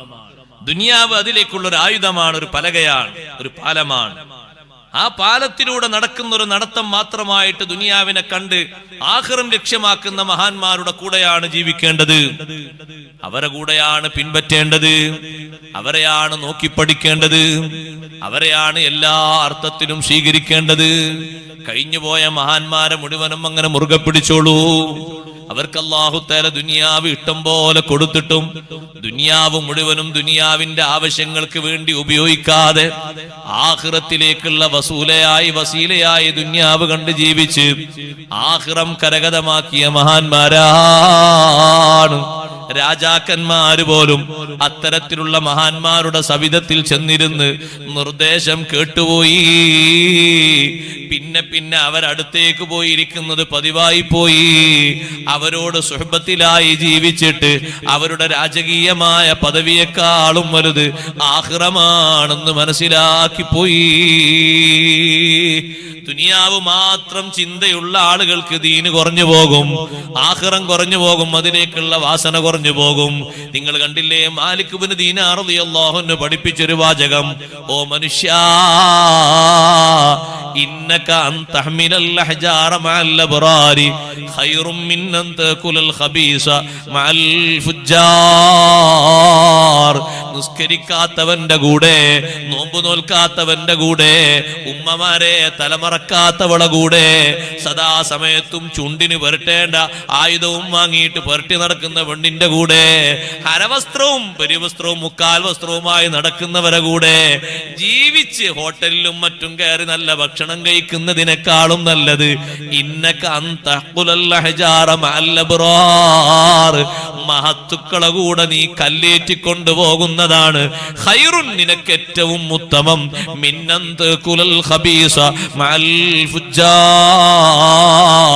ദുഷിച്ച പ്രവർത്തനങ്ങളും ജീവിത രീതികളുമായി ജീവിക്കുന്ന മോഡേണിസ്റ്റുകളായ ആളുകളുടെ കൂടെ നല്ല പലഹാരം ഭക്ഷിക്കുന്നതിനേക്കാൾ, ജ്യൂസ് കുടിക്കുന്നതിനേക്കാൾ, വാഹനത്തിൽ കറങ്ങുന്നതിനേക്കാൾ നിനക്ക് ഏറ്റവും നല്ലത് നല്ല മഹത്തുക്കളെ കൂടെ കല്ല് ചുമക്കലാ.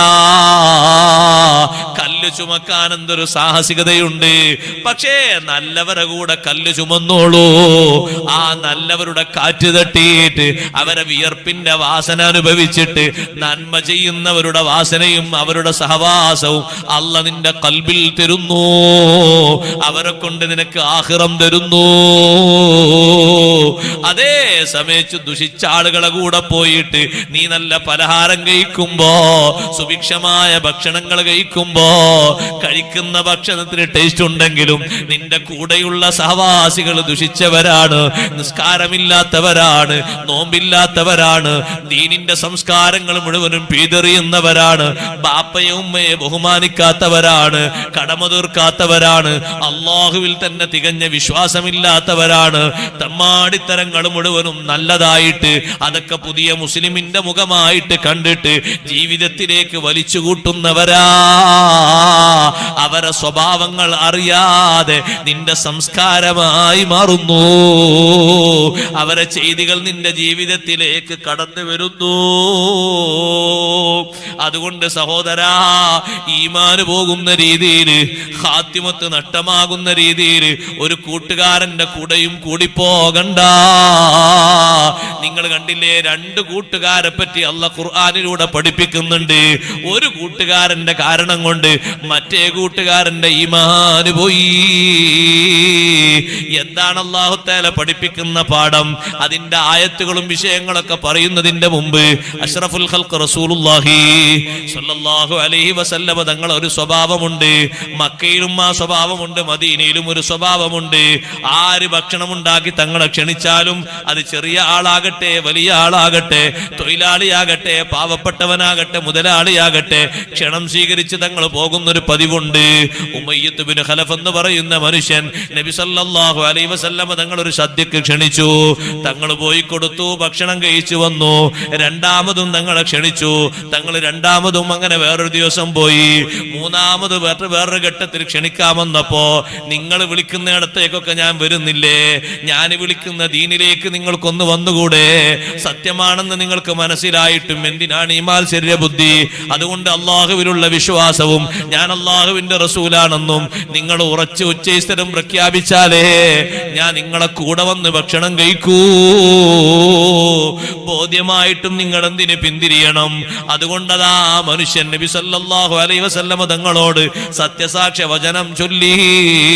അള്ളാഹുവിന്റെ റസൂൽ ആ വീട്ടിൽ പോയി ഭക്ഷണം കഴിച്ച് തിരിച്ചു വന്നപ്പോ ഈ ഉമയ്യത്തിന്റെ ഒരു കൂട്ടുകാരനുണ്ട്. കൂട്ടുകാരന്റെ പേരാണ് വലീദ്. വലീദ് ആ സദ്യയിൽ പങ്കെടുത്തിരുന്നില്ല, അയാൾ പുറത്തെവിടെയോ ആയിരുന്നു. നാട്ടിൽ വന്നപ്പോ ജനങ്ങൾ പറഞ്ഞു, വലീദേ, നിന്റെ കൂട്ടുകാരൻ ഉമയ്യത്ത് മുസ്ലിമായി പോയി. വലീദ് പറഞ്ഞു, അങ്ങനെ സംഭവിക്കാൻ സാധ്യതയില്ലല്ലോ. ഉണ്ട്, നിനക്കറിയുമോ, നിന്റെ കൂട്ടുകാരൻ ഭക്ഷണം ഉണ്ടാക്കിയിട്ട് മുഹമ്മദുർ റസൂലുള്ളാഹി സ്വല്ലല്ലാഹു അലൈഹി വസല്ലം നിങ്ങളെ വിളിക്കാൻ പോയി. ആദ്യഘട്ടത്തിൽ വന്ന് ഭക്ഷണം കഴിച്ചു. രണ്ടാമതും കുറെ നാളുകൾ കഴിഞ്ഞൊരു സദ്യ ഉണ്ടാക്കിയപ്പോ ഭക്ഷണത്തിന് വിളിക്കാൻ പോയി. അപ്പൊ ഈ നബി തങ്ങൾ ക്ഷണം സ്വീകരിച്ചു പോയി. മൂന്നാമത് അള്ളാഹുവിന്റെ വിശ്വാസവും നബി തങ്ങളുടെ വിശ്വാസവും ഒക്കെ പ്രഖ്യാപിക്കാൻ വേണ്ടി വിശദമായി ഇസ്ലാമിനെ പറ്റി ബോധ്യപ്പെട്ടിട്ടും നീ എന്തിനു മാറി നിൽക്കണമെന്ന് പറഞ്ഞപ്പോ, വലീദേ, നിന്റെ കൂട്ടുകാരൻ ഷഹാദത്ത് കലിമ ചൊല്ലിപ്പോയി. വലീദ് പറഞ്ഞു, അങ്ങനെ സംഭവിച്ചോ? സംഭവിച്ചിട്ടുണ്ട്, ഞാൻ എന്റെ കൂട്ടുകാരനെ കാണട്ടെ. വലീദ് പോയിട്ട് ഉമ്മയത്തിനോട് പറഞ്ഞു, നീ ഷഹാദത്ത് കലിമ ചൊല്ലിയോ? അപ്പൊ ഉമ്മയത്തൊന്നും ഉണ്ടെന്നില്ല. ചോദിച്ചതിന് മറുപടി, നീ ഷഹാദത്ത് കലിമ ചൊല്ലിയോ? ആ, ഞാൻ ചൊല്ലി. എന്തിനാ നീ ചൊല്ലിയത്? അല്ല, എന്റെ വീട്ടിൽ ഞാൻ ഭക്ഷണത്തിന് ക്ഷണിച്ചിട്ട് വീട്ടിൽ വന്നിട്ട് ക്ഷണം സ്വീകരിച്ച് വീട്ടിൽ വന്ന് ഭക്ഷണം കഴിക്കാതിരിക്കാന്ന് പറഞ്ഞാല് നമ്മളെപ്പോലത്തെ ആൾക്കാർക്ക് ഒരു മാനക്കേടല്ലേ? ഒരാൾ വന്ന് ഭക്ഷണം കഴിക്കാതെ തിരിച്ചു പോകാന്നാണ്. ക്ഷണം സ്വീകരിച്ചിട്ട് വരാം, പക്ഷെ ഭക്ഷണം കഴിക്കൂല, ഞാൻ തിരിച്ചു പോരും എന്ന് പറഞ്ഞാൽ അതൊരു വലിയ വിഷമല്ലേ? അപ്പൊ ഞാൻ അങ്ങനെ ഷഹാദത്ത് കലിമ ചൊല്ലി. നീ ചൊല്ലില്ലേ? ആ, ചൊല്ലി. എന്നാ ഞാനും നീയുമായിട്ട് ഒരു ബന്ധമില്ല. നമ്മള് ഫ്രണ്ട്സുകളല്ലേ, നമ്മള് കൂട്ടുകാരല്ലേ, നമ്മളെ ബന്ധപ്പെടാവില്ല. ഞാൻ നിന്നായിട്ട് ബന്ധം വേണോ? നീ തിരിച്ചു പോയിട്ട് ആ ഇസ്ലാം അങ്ങോട്ട് തിരിച്ചു കൊടുക്കണം. നീ ഇസ്ലാമിൽ നിന്നൊരു ബന്ധമില്ലാന്ന് പറയണം. പറഞ്ഞാൽ മാത്രം പോരാ, നീ ആ നേതാവിന്റെ മുഖത്തേക്ക് തുപ്പണമെന്ന് കൂടി വലീദ് പറഞ്ഞു. എങ്കിലേ ഞാൻ നിന്നോട് ബന്ധമുള്ളൂ. സുബ്ഹാനല്ലാഹ്. കൂട്ടുകാരന്റെ അഭ്യർത്ഥന മാനിച്ച് ഉമയ്യത്ത് ബിൻ ഖലഫ് പോകുന്നു. അഷ്റഫുൽ ഖൽഖ് റസൂലുള്ളാഹി സ്വല്ലല്ലാഹു അലൈഹി വസല്ലം തങ്ങളോട് പോയിട്ട് ഇസ്ലാമിൽ നിന്ന് രാജിയാണെന്ന് പ്രഖ്യാപിക്കുന്നു. ഞാൻ നിങ്ങളെ വിശ്വസിക്കുന്നില്ല, അള്ളാഹുവിൽ വിശ്വസിക്കുന്നില്ല എന്ന് പറയുന്നു. വലീദ് ഏൽപ്പിച്ചതുപോലെ അങ്ങ് തുപ്പിയപ്പോൾ മുത്തുനബി സല്ലല്ലാഹു അലൈഹി വസല്ലം തങ്ങളെ ശറഫാക്കപ്പെട്ട പൂമുഖത്തില് ആ ഉമിനീര് പോയി വീയാതെ അത് തിരിച്ചടിച്ചു പോയി. ഉമയ്യത്തിന്റെ മുഖത്തേക്ക് വന്നിട്ട് അതൊരു രോഗമായി മാറി. പിന്നെ ആ രോഗം മാറാൻ ഏടെ പാടുപെട്ടുപോയി. അപ്പോഴല്ലേ അല്ലാഹു ആയത്തിറക്കിയത്, വയൗമ യഅല്ലുല്ലാലിമു അലാ യദൈഹി യഖൂലു യാ ലൈതനി ഇത്തഖദ്തു മഅർ റസൂലി സബീലാ. എന്റെ പ്രിയപ്പെട്ട കൂട്ടുകാരെ, കൂട്ടുകാരികളെ, ഇവിടെ ഒരുപാട് ദിവസം വാള് നടക്കുന്നുണ്ട്. 20 ദിവസം വാള് നടക്കുന്നുണ്ട്. ഉസ്താദുമാര് വ്യത്യസ്ത വിഷയങ്ങൾ പറയുന്നുണ്ട്. ഞാനൊന്ന് പറയട്ടെ, നമുക്ക് വലിയ ദൈവം നമ്മുടെ കൂട്ടുകാരൻ എന്ന് പറഞ്ഞ് അവന്റെ ഇംഗിതത്തിനനുസരിച്ച് ദീന് വലിച്ചെറിഞ്ഞ് അനാവശ്യങ്ങൾ ജീവിതത്തിലേക്ക് മുഴുവനും വാരിക്കൂട്ടിയിട്ട് ആര് പറഞ്ഞതും കേൾക്കാതെ താന്തോന്നികളായി നടക്കുന്ന ചെറുപ്പക്കാരാ, ചെറുപ്പക്കാരി, നാളെ ആഖിറത്തിൽ വടിവിയച്ചു പോയിട്ട് സർവ കൂട്ടുകാരും കൈകടിക്കുന്നൊരു നേരമുണ്ട്. നല്ലോണം ജീവിക്കണമെന്ന് നിർദ്ദേശം കിട്ടിയിട്ടും അതിന്റെ മാർഗങ്ങളൊക്കെ അറിഞ്ഞിട്ടും വഴിതെറ്റിപ്പോയി മാർഗം പിഴച്ചു പോയ അക്രമി നാളെ ആഖിറത്തിൽ കൈകടിക്കും. ആലങ്കാരികമായി പറഞ്ഞതല്ല, ഖുർആൻ മുഫസ്സിറുകൾ പറഞ്ഞു, കൈ കടിച്ച് കടിച്ച് കടിച്ച് മുട്ടും കൈ വരെ വേദന കൊണ്ട് വിഷമം കൊണ്ട് കടിച്ച് കടിച്ച് നാവിലൂടെ പല്ലിലൂടെ കടിച്ച് പൊടി പൊടിക്കുന്നു. എന്നിട്ടവൻ പറയുന്നു, പറയുന്നത് യാ ലൈതനി തഖൽതു മഅർ റസൂലി സബീലാ. മുത്തുനബി സല്ലല്ലാഹു അലൈഹി വസല്ലം തങ്ങളുടെ കൂടെ തങ്ങളെ പാത പിൻപറ്റി ജീവിച്ചിരുന്നെങ്കിൽ ദുനിയാവിൽ കിട്ടിയ 60 കൊല്ലം 50 കൊല്ലം 40 കൊല്ലം 28 കൊല്ലം 20 കൊല്ലം അല്ലാഹുവിന്റെ റസൂലിന്റെ മാർഗത്തിലായി നിലനിന്നിരുന്നെങ്കിൽ എത്ര നന്നായിരുന്നു. യാ വൈലതാ ലൈതനി ലം അത്തഖിദ് ഫുലാനൻ ഖലീലാ. ബാപ്പ ഓന്റെ കൂടെ നീ നടക്കരുത് എന്ന് പറഞ്ഞിട്ടും ഉസ്താദുമാര് നിർദ്ദേശിച്ചിട്ടും ഓൻ ഫാസിഖാണ്, ഓൻ കുടിയനാണ്, ഓൻക്ക് മറ്റേ സ്വഭാവമുണ്ട്, നീ പെട്ടുപോകല്ല മോനെ, ഓൻ വിദേഹത്തുകാരനാണ്, ഒപ്പം സ്കൂളിൽ പഠിച്ചത് ശരിയാണ്, ഒരേ ബെഞ്ചിരുന്നിട്ടാണ് SSLC പരീക്ഷയൊക്കെ ശരിയാണ്, പക്ഷേ നിനക്കോനെ നന്നാക്കാൻ കഴിയാത്തത് കൊണ്ട് നീ അവന്റെ കൂടെ ചേർന്നിട്ട് അവന്റെ കൂടെ ആയിപ്പോകല്ലേ, അവന്റെ സംസ്കാരം കൂടി നീ ചേർക്കല്ലേ എന്ന് എല്ലാവരും പറഞ്ഞിട്ടും നീ കേട്ടില്ലല്ലോ. എന്നിട്ട് ആഖിറത്തിൽ വെച്ച് കൈകടിച്ച് പറയുന്നത് യാ വൈലതാ ലൈതനി ലം അത്തഖിദ് ഫുലാനൻ ഖലീലാ. ആ ചങ്ങാതിയുടെ കൂടെ ഫ്രണ്ട്ഷിപ്പുമായി നടക്കേണ്ടില്ലായിരുന്നു, കുടുങ്ങിപ്പോയല്ലോ. ലഖദ് അളല്ലനി, അവൻ എന്നെ തെറ്റിച്ചു കളഞ്ഞു. ലഖദ് അളല്ലനി അനിദ്ദിക്രി ബഅദ ഇദ് ജാഅനി, നല്ല മാർഗം നല്ല ഉത്ബോധനം കിട്ടിയ ശേഷം നന്നാകണമെന്ന് തോന്നിയിട്ടും എന്നവൻ തെറ്റിക്കളഞ്ഞു. ഞാനിന്ന് ഇങ്ങോട്ട് വരുമ്പോ കാസർഗോഡ് ഒരു ചെറുപ്പക്കാരന്റെ കടയിൽ സാധാരണ 2-3 പ്രാവശ്യം അവിടെ ചായ കുടിക്കാൻ കയറിയില്ല, പരിചയത്തിന് ഒന്നും ചായ കുടിക്കാൻ കയറി. ഞാൻ ഇറങ്ങുമ്പോൾ ആ ചെറുപ്പക്കാരൻ പ്രത്യേകം ദ്വാരക്കണം എന്ന് പറഞ്ഞിട്ട് എന്നോട് പറഞ്ഞു, ഉസ്താദേ നന്നാകണമെന്ന് തോന്നി ഓരോ ദിവസവും പ്രതിജ്ഞ എടുക്കാറുണ്ട്, പക്ഷെ എല്ലാ ദിവസവും പുതിയ കാര്യങ്ങളെ കൊണ്ട് നമ്മൾ ദുഷിച്ചു പോവുകയാണ്, നിങ്ങളൊന്ന് ദ്വാരക്കണം, അല്ലാഹു തആല അവരെയും നമ്മളൊക്കെ നന്നാക്കി തരട്ടെ, അള്ളാഹിന്റെ സ്വാലിഹീങ്ങളിൽ നല്ല മനുഷ്യന്മാർ അള്ളാഹു ചേർത്തി തരട്ടെ. അപ്പൊ കൂടെ കൊണ്ട് നടക്കുന്ന കൂട്ടുകാരനായ മൊബൈലും നമ്മളെ ചതിക്കും. മൊബൈൽ ഒരുപാട് ആൾക്കാരെ ചതിച്ച പോലെ നമ്മളെയും ചതിക്കും. എങ്ങനെ ചതിക്കും? അതിലുള്ള ദൃശ്യങ്ങൾ, അതിലുള്ള ശ്രാവ്യങ്ങൾ അള്ളാഹ് പൊരുത്തപ്പെടാത്തതാണെങ്കിൽ നമ്മൾ അതിന്റെ അഡിക്റ്റായി മാറും. നിസ്കാരത്തെക്കാളും വലിയ ഇൻട്രസ്റ്റ്, ബാപ്പ ഉമ്മ പറഞ്ഞ് കേൾക്കുന്നതിനേക്കാളും വലിയ ഇൻട്രസ്റ്റ് കൂട്ടുകാരനായി കൂടെ കൊണ്ട് നടക്കുന്ന ഈ ഉപകരണമായിരിക്കും. ഏറ്റവും കൂടുതൽ നേരം കളയുന്നത് ബാപ്പയും ഉമ്മയും രോഗമായിട്ട് അപ്പുറത്ത് കിടക്കുമ്പോൾ ആശ്വസിപ്പിക്കാനല്ല, 2 മണി 3 മണി വരെ സമയം കളയുന്നത് ഈ ഒരു കൂട്ടുകാരന് വേണ്ടിയായിരിക്കും. എന്താണോ അയാൾ നമുക്ക് കാണിച്ചിരുന്ന ദൃശ്യങ്ങൾ അത് കണ്ടങ്ങനെ നേരം കളയുക, അതിനുവേണ്ടി അങ്ങനെ ഭ്രാന്ത് പോലെ ഉറക്കൊഴിച്ചിരിക്കുക. എല്ലാ സമയത്തും ആരോടും കണക്ഷൻ ഇല്ലെങ്കിലും ഇപ്പൊ കണക്ഷൻ ഒരു പുതിയ കൂട്ടുകാരെ കിട്ടിയല്ലേ. ഇവിടുന്ന് കാസർഗോഡ് നിന്ന് മംഗലാപുരത്തും തിരുവനന്തപുരം വരെ പോകുന്നതിന് ഇപ്പൊ ആൾക്കാർക്ക് കൂട്ടുകാരെ വേണ്ട, കാരണം കൂട്ടുകാർ റെഡി ആയിപ്പോയി. 2 കാതിലേക്കും കൂട്ടുകാരെ കയറ്റി വെക്കാണ്. എന്നിട്ട് അവിടെ ഇറങ്ങുമ്പോഴാണ് പിന്നെ തിരുവനന്തപുരം ആയില്ലേ, ഇത്ര പെട്ടെന്ന്, എത്ര ഒരു സന്തോഷമാണ് അള്ളാഹ് തന്നത്. ഇതൊക്കെ ഇങ്ങനെ കേട്ട് ആസ്വദിക്കാൻ പറ്റിയൊരു യാത്ര എത്ര സുഖാണ്. അവൻ ഉറങ്ങുന്നതിന്റെ ഇടയിൽ അവന്റെ കാതിൽ നിന്ന് എന്തോ 2 എണ്ണം പുറത്തേക്ക് ചാടിപ്പോയപ്പോ ആ ട്രെയിനിൽ യാത്ര ചെയ്യുന്ന ആൾക്കാരൊക്കെ അന്തം വിട്ടുപോയി. കാരണം അതിലൂടെ മുഴുവനും പറയുന്നത് സെക്സിന്റെ വർത്തമാനം മാത്രമാണ്. പ്രേമത്തിന്റെയും കാമുകന്റെയും കാമുകയുടെയും വൃത്തികേടുകൾ മാത്രമാണ്. സുബ്ഹാനല്ലാഹ്. ഈ യാത്ര ചെയ്യുന്ന നല്ല തോന്നിക്കുന്ന നല്ല പേരുള്ള ഈ ചെറുപ്പക്കാരൻ ഇതാണോ കേൾക്കുന്നത്, ഇതാണോ കാണുന്നത്? കുറച്ചു കഴിഞ്ഞ് കയ്യിൽ നിന്ന് മൊബൈല് താഴെ വീണുപോയി നോക്കുമ്പോൾ ആൾക്കാർ മുഴുവനും കണ്ണുപൊത്തിപ്പോയി. കാരണം അതിൽ കാണുന്നത് നീല കളറും പച്ച കളറും മറ്റു കുറെ കളറില്ലേ, ബ്ലൂ ബ്ലാക്ക് എന്നൊക്കെ പറഞ്ഞ് അങ്ങനെ കുറെ കളറിന്റെ സിസ്റ്റാണ് കാണുന്നത്. കാണുന്ന ആൾക്കാരൊക്കെ കണ്ണുത്തിപ്പോയത് കാണാൻ അവർക്കൊരു മടിയായിപ്പോയി. ഒരാള് മൊബൈൽ എടുത്തിട്ട് വേഗം അയാളെ ശരീരത്തിലേക്ക് തന്നെ വെച്ചുപോയി. അപ്പൊ അയാൾ ഉറക്കിൽ നിന്ന് ഉണർന്നു. മൊബൈൽ ശരീരത്തിൽ തട്ടിയപ്പോ ഉറക്കിൽ നിന്ന് ഉണർന്നിട്ട് വേഗം പിന്നെയും കാതിലേക്ക് 2 കൂട്ടുകാരെ വീണ്ടും കയറ്റി വെച്ചിട്ട് പിന്നെയും സുഖത്തോടെ ഉറങ്ങുകയാണ്. എന്താ നമ്മൾ കാണുന്നത്, എന്താ നമ്മൾ കേൾക്കുന്നത്? നമ്മൾ ആലോചിക്കണം. നമുക്ക് കൂട്ടുകാരായിട്ട് ഒറ്റക്കിടക്കാൻ അവിടെ ആരെങ്കിലും മൊബൈലും അതിന് കാതിലേക്ക് വെക്കാൻ 2 ഇയർഫോണും തരുമോ? ആരെങ്കിലും കൂടെ കൊണ്ടുവരുമോ? നല്ലത് കേൾക്കുകയാണെങ്കിൽ അപ്പൊ തന്നെ ആൾക്കാർ ഉറങ്ങിപ്പോവാണ്. കണ്ടില്ല നിങ്ങള്? ചില ആൾക്കാർക്ക് പറയും നല്ല സുഖാണ്, ഒരു വാലങ്ങ് മൊബൈലിൽ വെച്ചാൽ 10 മിനിറ്റ് കൊണ്ട് ഉറക്കം കിട്ടും. ആയത്തിൽ കുറിച്ച് ചിലപ്പോൾ 100 എണ്ണം ഓതിയാൽ ഉറക്കം വരൂല. നല്ലൊരു വാല് പഠിക്കാൻ പറ്റിയൊരു വാലങ്ങ് വെച്ചാൽ അങ്ങനെ ഉറങ്ങുന്ന ആൾക്കാരും കാണാം. മുൻകർ നക്കീറിനൊക്കെ ചോദ്യങ്ങളെ പറ്റി ഇങ്ങനെ പറയുണ്ടാവും. അവരാ ചോദ്യങ്ങളോട് ഇങ്ങനെ പ്രതികരിക്കുന്നുണ്ടാവും. കൂർക്കം വലിയുണ്ട്. അതാ നല്ലത് കേട്ട് പഠിക്കേണ്ട സാഹചര്യത്തിൽ ഉറങ്ങുക. രാവിലെ ഇയാളൊരു ക്ലാസ്സിൽ പങ്കെടുത്തു, ഖുർആൻ ക്ലാസ് ആണ്, കേട്ട് പഠിക്കാൻ നല്ല ഒരു ആയത്തിന്റെ തഫ്സീറാ കേൾക്കുന്നത്. അത് ആ 10 മിനിറ്റ് കഴിഞ്ഞപ്പത്തിന് ഉറങ്ങി. അത് മാറ്റിയിട്ട് പിന്നെ അയാളൊരു വാർത്തയുടെ അപ്പുറം ഇട്ടു. അയാൾ കണ്ണിങ്ങനെ വെച്ചിട്ട് പോലും അയാൾ ഉറങ്ങുന്നില്ല. ഭക്ഷണം കഴിച്ചിട്ട് ഉറങ്ങുന്നില്ല, ഉറങ്ങേണ്ട നേരായിട്ട് ഉറങ്ങുന്നില്ല. അപ്പൊ എന്താ നമ്മളെ ശരീരത്തിലേക്ക് മനസ്സിലേക്ക് താല്പര്യമായിട്ട് കടന്നിരിക്കുന്നത്? എന്താ? നല്ല വാസനയോ ദുഷിച്ച വാസനയോ? ഏതാ നമ്മുടെ ശരീരത്തിന് ഫിറ്റ് ആയിട്ടുള്ളത്?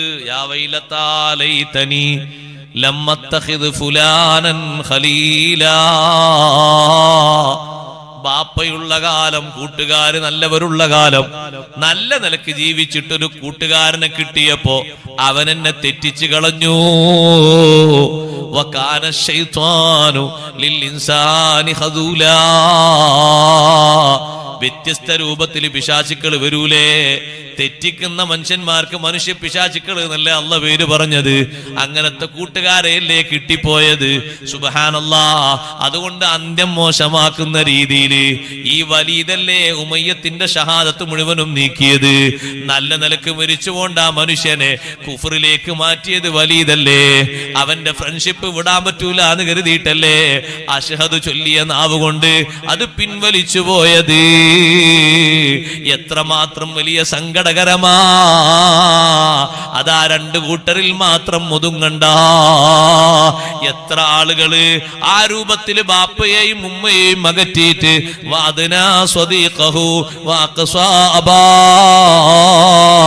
കൂട്ടുകാരന്റെ സിദ്ധാന്തം സ്വീകരിച്ച് ബാപ്പയെ അകറ്റി നിർത്തി, ഉമ്മയോട് പിണങ്ങിപ്പോയി എന്ന് ആഖിർ സമാനിൽ വരുന്ന ആളുകൾക്ക് അടയാളം പറഞ്ഞ കൂട്ടത്തിൽ അങ്ങനൊരു അടയാളവും നബി സല്ലല്ലാഹു അലൈഹി വസല്ലം എണ്ണിയിട്ടുണ്ടല്ലോ.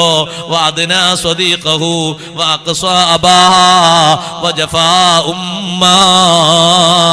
ഉമ്മാനോടും അപ്പാനോടും തെറ്റി കൂട്ടുകാരൻ അടുപ്പിച്ച് നിർത്തി. അവൻ പറയുന്നത് മുഴുവനും സ്വീകരിച്ചു, കൂട്ടുകാരി പറയുന്നത് സ്വീകരിച്ചു. വീട്ടിൽ നിന്ന് പുറത്തിറങ്ങിപ്പോയി. ആരും തെരഞ്ഞിട്ടോ വന്നിട്ടോ വിളിച്ചിട്ടോ വന്നില്ല. ആ രൂപത്തിൽ സ്വന്തം സിദ്ധാന്തങ്ങളുമായി കഴിഞ്ഞ് ഇനി നമുക്ക് നമ്മുടെ മാർഗം, നിങ്ങൾ വേണമെങ്കിൽ മറ്റു മക്കളെ നോക്കിക്കോളൂ എന്ന് പറഞ്ഞിട്ട് വഴിവിട്ട മാർഗങ്ങളിലേക്ക് പോയവർക്ക് പോലും ഏണി വെച്ചു കൊടുത്തത്, താങ്ങ് കൊടുത്തത് കൂട്ടുകാരാ. അതുകൊണ്ടാണ് ഉമറുൽ ഖാഹിരി റഹ്മത്തുള്ളാഹി അലൈഹി പോലത്തെ മഹാന്മാര്, സദഖത്തുൽ ഖാഹിരിയെ പോലത്തെ മഹാന്മാര്, മറ്റു പല മഹാന്മാരും നമ്മോട് നിർദ്ദേശിച്ച നിർദ്ദേശം അതാണ്. ഖല്ലി ഖില്ലി ഖുല്ലത്തൽ ഖിദ് ലാനി ഖൗഫൽ ഖാതിമാ ഖാലിൽ ഖലീലൻ ഖാമിലൽ വസ്ഫി മിനൽ ഖൽഖാലി ഖാൽ. എന്റെ കൂട്ടുകാരാ, നല്ല സുഹൃത്തിനോട് നീ ചങ്ങാത്തം കെട്ടണം. ആരാണ് നല്ല സുഹൃത്ത്? ദീനിലായിട്ട് നിന്നെ ഉറപ്പിച്ചു നിർത്തും, നന്മകളെ കൊണ്ട് നിന്നോട് ഉപദേശിക്കും. നിന്നയിൽ നിന്ന് വല്ല തിന്മയും കാണുമ്പോ അവന് നീരസം വരും, നീ അത് ഒഴിവാക്കും. അങ്ങനെ നല്ല നിലക്കുള്ള സൗഹൃദം പാലിക്കുന്ന മുഅ്മിനീങ്ങളില്ലേ, അവരെയാണ് നീ മനസ്സിലേക്ക് കൂട്ടുകാരായി നീ സ്വീകരിക്കേണ്ടത്. അവരോടൊപ്പമാണ് നീ കൂടുകെട്ടി നടക്കേണ്ടത്. അല്ലെങ്കിലോ നിന്റെ ഖാത്തിമത്ത്, നിന്റെ അന്ത്യം മോശമായി പോകുന്നു. അങ്ങനത്തെ കൂട്ടുകാര് വേണ്ട, നല്ലവര് മാത്രം മതി. നല്ലവരോടൊപ്പം സഹവസിച്ച് നടക്കുന്ന ആളുകള് എത്ര രൂപത്തിൽ നന്നാകുന്നറിയോ?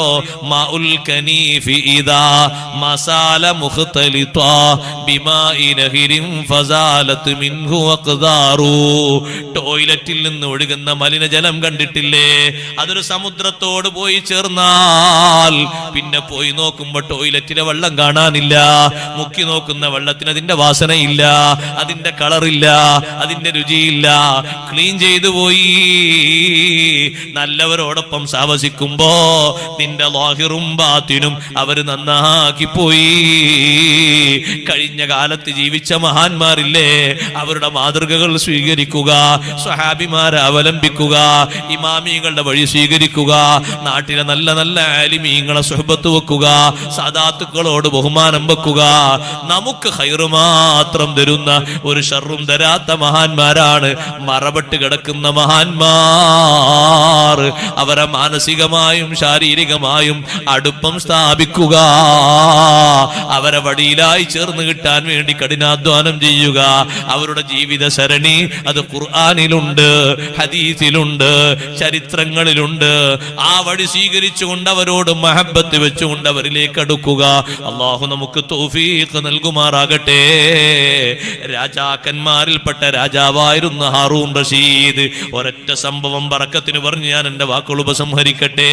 ഹാറൂൺ റഷീദ് അതേ ഹജ്ജിന് പോയ സമയത്ത് ഹാറൂൺ റഷീദ് ഫുലൈൽ ബിൻ റബീ റളിയല്ലാഹുവിന്റെ അടുത്ത് വന്നിട്ട് പറയുന്നു, ഹാറൂൺ റഷീദ് വന്നിട്ട് പറയുന്നു, ഫുലൈൽ ബിൻ റബീനോട് പറയുന്നു, എന്നെ നീ ഒന്ന് കൊണ്ടുപോകണം. എങ്ങോട്ടാ കൊണ്ടുപോകേണ്ടത്? എനിക്ക് ചോദിക്കാനും മാതൃകയാക്കാനും പറ്റിയ നല്ലൊരു മനുഷ്യന്റെ അടുത്തേക്ക് എന്നെ കൊണ്ടുപോകണം. നല്ലൊരാളടുത്തേക്ക്, അയാളെ സമീപത്തെത്തിയാൽ എന്റെ കൽബ് നന്നാകണം. ഉപദേശം കിട്ടിയാൽ എന്റെ ഭരണവും എന്റെ എല്ലാ കാര്യങ്ങളും എനിക്ക് നന്നാക്കാൻ പറ്റണം. അങ്ങനെ നല്ല സഹവാസത്തിന് പറ്റിയ ഒരാളെ ഈ മക്കയിൽ നീ കാണിച്ചു തന്ന ഉപദേശം എനിക്ക് കിട്ടണം. ഫദ്ൽ ബിൻ റബീ റളിയല്ലാഹു അൻഹു പറയുന്നു, ഇവിടെ സുഫിയാൻ ബിൻ ഉയൈന റളിയല്ലാഹു അൻഹു ഉണ്ട്.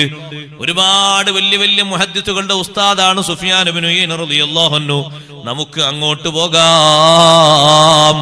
ഫദ്ൽ ബിൻ റബീ റളിയല്ലാഹു അൻഹു പറയുന്നു, ഞാൻ പോയിട്ട് മഹാനവറുകളെ വാതിൽ മുട്ടി. ആരാണ് ചോദിച്ചു?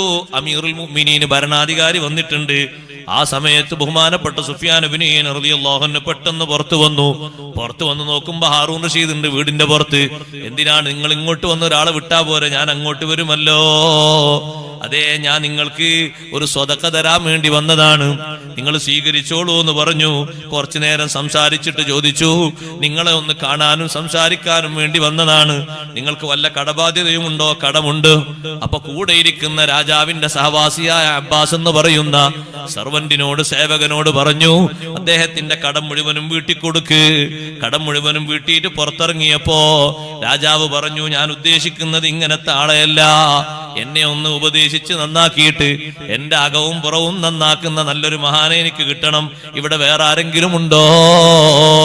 ഫദ്ൽ ബിൻ റബീ റളിയല്ലാഹു അൻഹു പറഞ്ഞു, ബഹുമാനപ്പെട്ട അബ്ദുർ റസാഖ് ബിൻ ഹമ്മാം റളിയല്ലാഹു അൻഹു ഉണ്ട്, വലിയ മഹാനാണ്, ആലിമാണ്.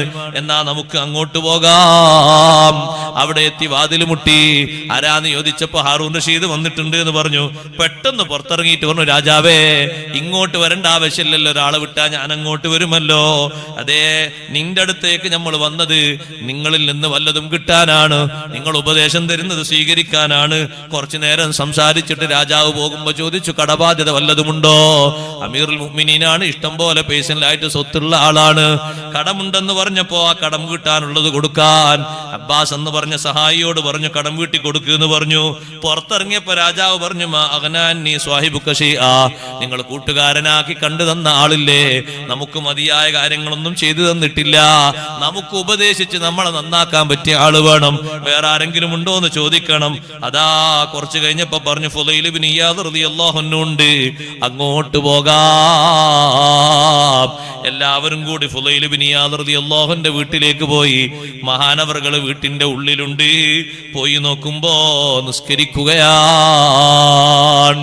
രാത്രി സമയമാണ്, നിസ്കരിക്കുകയാണ്. യത്ലു ആയത്തൻ മിനൽ ഖുർആനി യുറദ്ദിദുഹാ, ഒരായത്ത് ആവർത്തിച്ച് ഓതി നിസ്കരിക്കുന്നു.